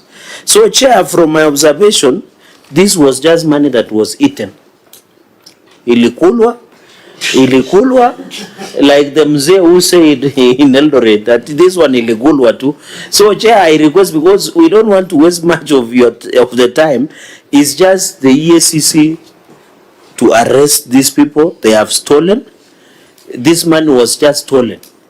And I think Turkana County has more important projects, that including the irrigation schemes that the governor has mentioned of 220 million. So my question finally, Chair, I have seen in most of the responses, Governor has said in his response that there are a number, he has appointed Project Implementation Status Committee.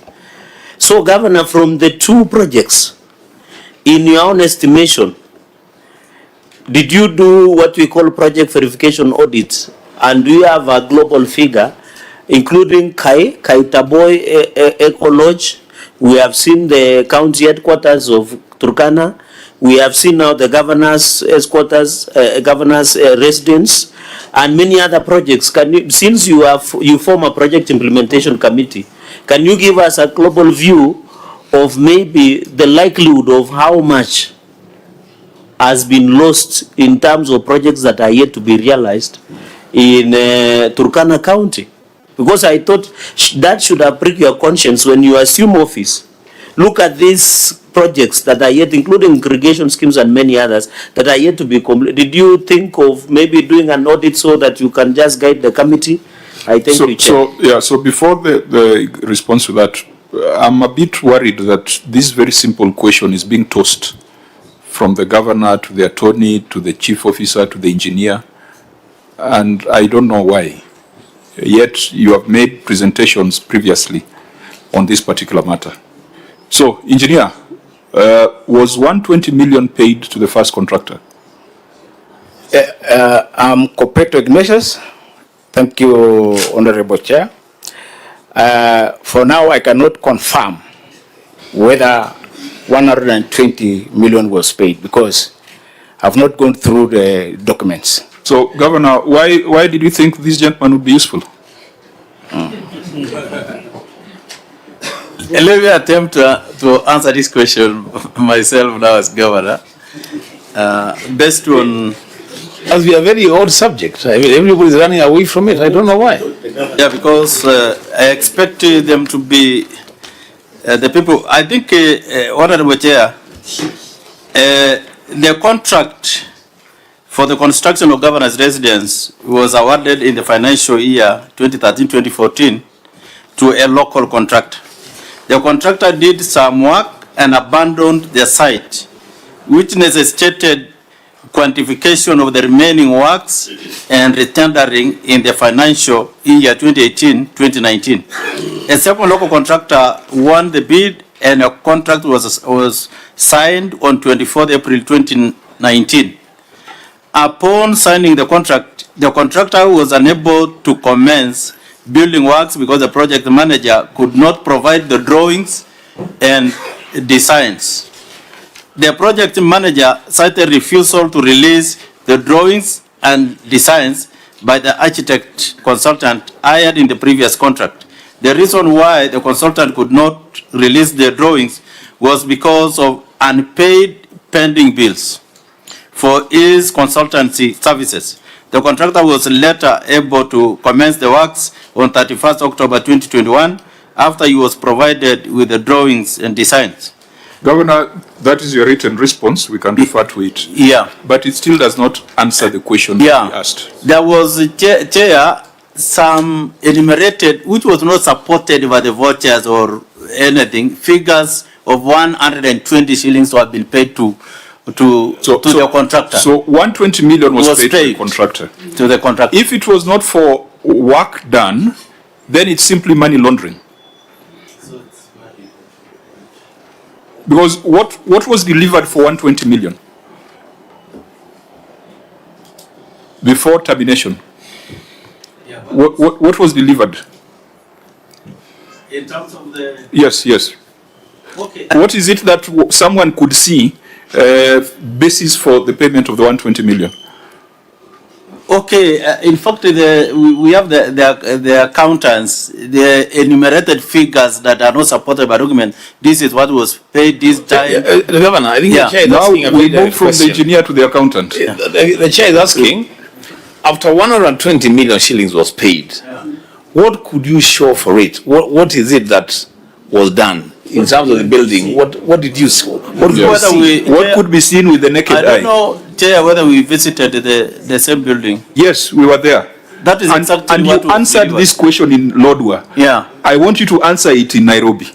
Yeah, that is the structure you saw is what was. Chair, I was not in Lodwar. I want to know what it is that you saw. For the benefit of Senator Wambua. That's why I've asked that question Senator again. Wambua, I think based on what I have also seen, there is some skeleton structure that has been fully paid, but 90 million again Kenya shillings was awarded to another contractor.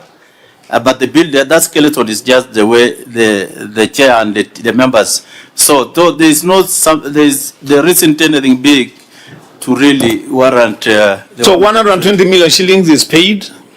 You see some structure. Then another 90 million is paid, and the structure is just the same. Is that what you are saying, Governor? Definitely. That is 90, yes. 14 again was paid, 14 million. Another 14 after 90? A new contractor. Oh. Okay. And the governor still has no residence? There is no sign of residence. No, Chair, there's a remark you made, which may have sounded very light. But why do I get the feeling that maybe Turkana receives too much money? I mean, just money to play around with, including even keeping 100 million in an account, and be just okay. 120 million shillings on a structure that... Yeah. Have you built all the hospitals you need and all the ECD centers that you need, that now you can spend 220 million in an incomplete governor's residence? Chair. Senator Maroon. From on page 32 of this document, titled "Further, the following observations were made." Bullet 4 states that additional purchase orders Number 1283 dated 30th March 2022 for Kenya shillings 2,327,540, and number 1640 were issued on 2nd June 2023 for a total of 14,514,160 after the expiry of the contract period and the performance bond. Now the response I'm seeing here is that the county government paid Kenya shillings 14,514,160 in financial year 2023-2024, being work certified. Which works were certified? Because if you're just seeing a building, a structure, which further work was done after 2022, which then was paid for 14 million? Governor, looks like payments are happening under your watch. The new contractor who was awarded a contract of 90 million got into that site and now made requests of payments. So when we came in, he was really that's on for us. order so that don't continue. Yeah. In your management response on page 33, you are saying that a second local contractor won the bid and a contract was signed on 24th April 2019. Upon signing the contractor was unable to commence building works because the project manager could not provide the drawings and designs. The project manager cited refusal to release the drawings and designs by the architect consultant. When were they released to warrant these further works that you are alluding to? I think down there, you resumed, it's indicated in October. You resumed your, from what I read. Why is that? In your response? The last. Okay, the reason why the consultant could not release the drawings, blah, blah, and then able to commence the works on 31st October 2021 after he was provided with the drawings and design. There is something like that down there. Yeah. Honorable members, it is 3 o'clock. This matter is also in the list of issues being pursued by EACC. When we were in Lodwar, we visited with great disappointment, and I think, as Senator Cherargei had said earlier, EACC, you owe the nation some update. 2 weeks ago, we had a meeting where you presented the issues that you are dealing with, but Kenyans are more concerned about action. It's not just about listing the issues. And if you just read the mood of the delegation that is here, no one wants to commit on certain matters. I hope it is not because you're accomplices, and I hope it is not because someone is threatening you not to talk about these matters. Let's take the burden away from these officers. EACC, you've got the mandate, you've got the instruments to ensure that there's justice on this matter. But it is a sad story. It is a sad story. It is part of the things that make devolution look bad.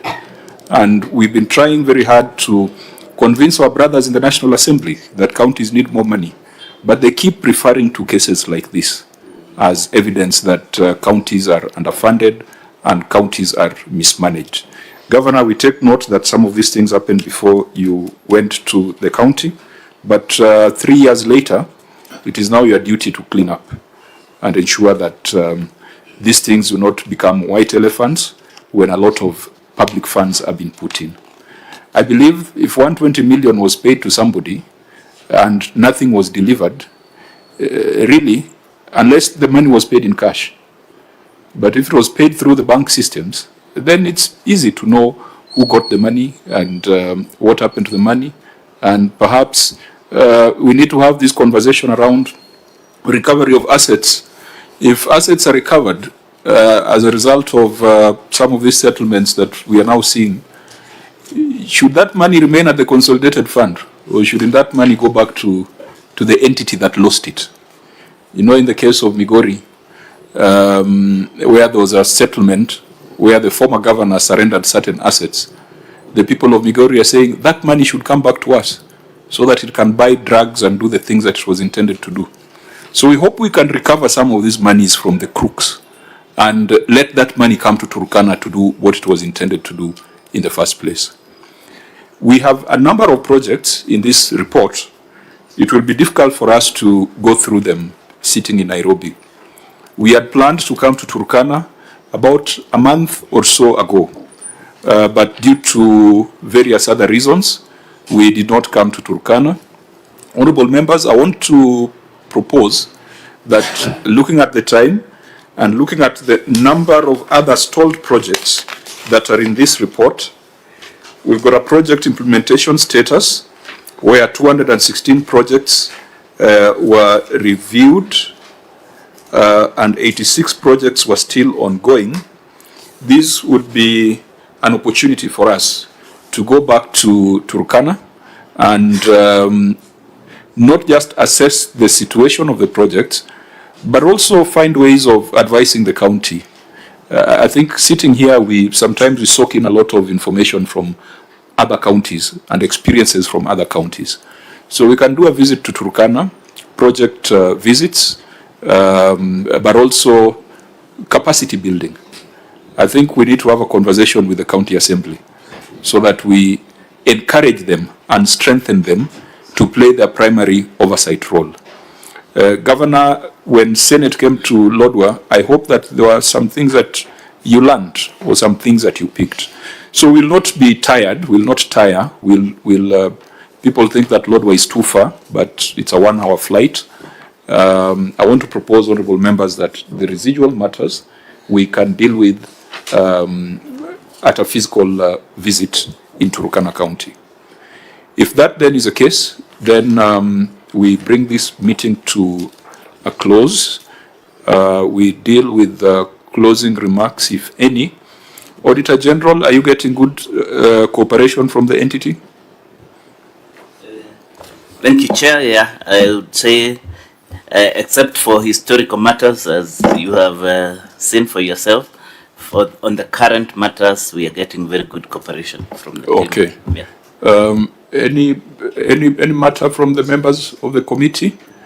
If that is the case, then I'll ask the governor to make his closing remarks.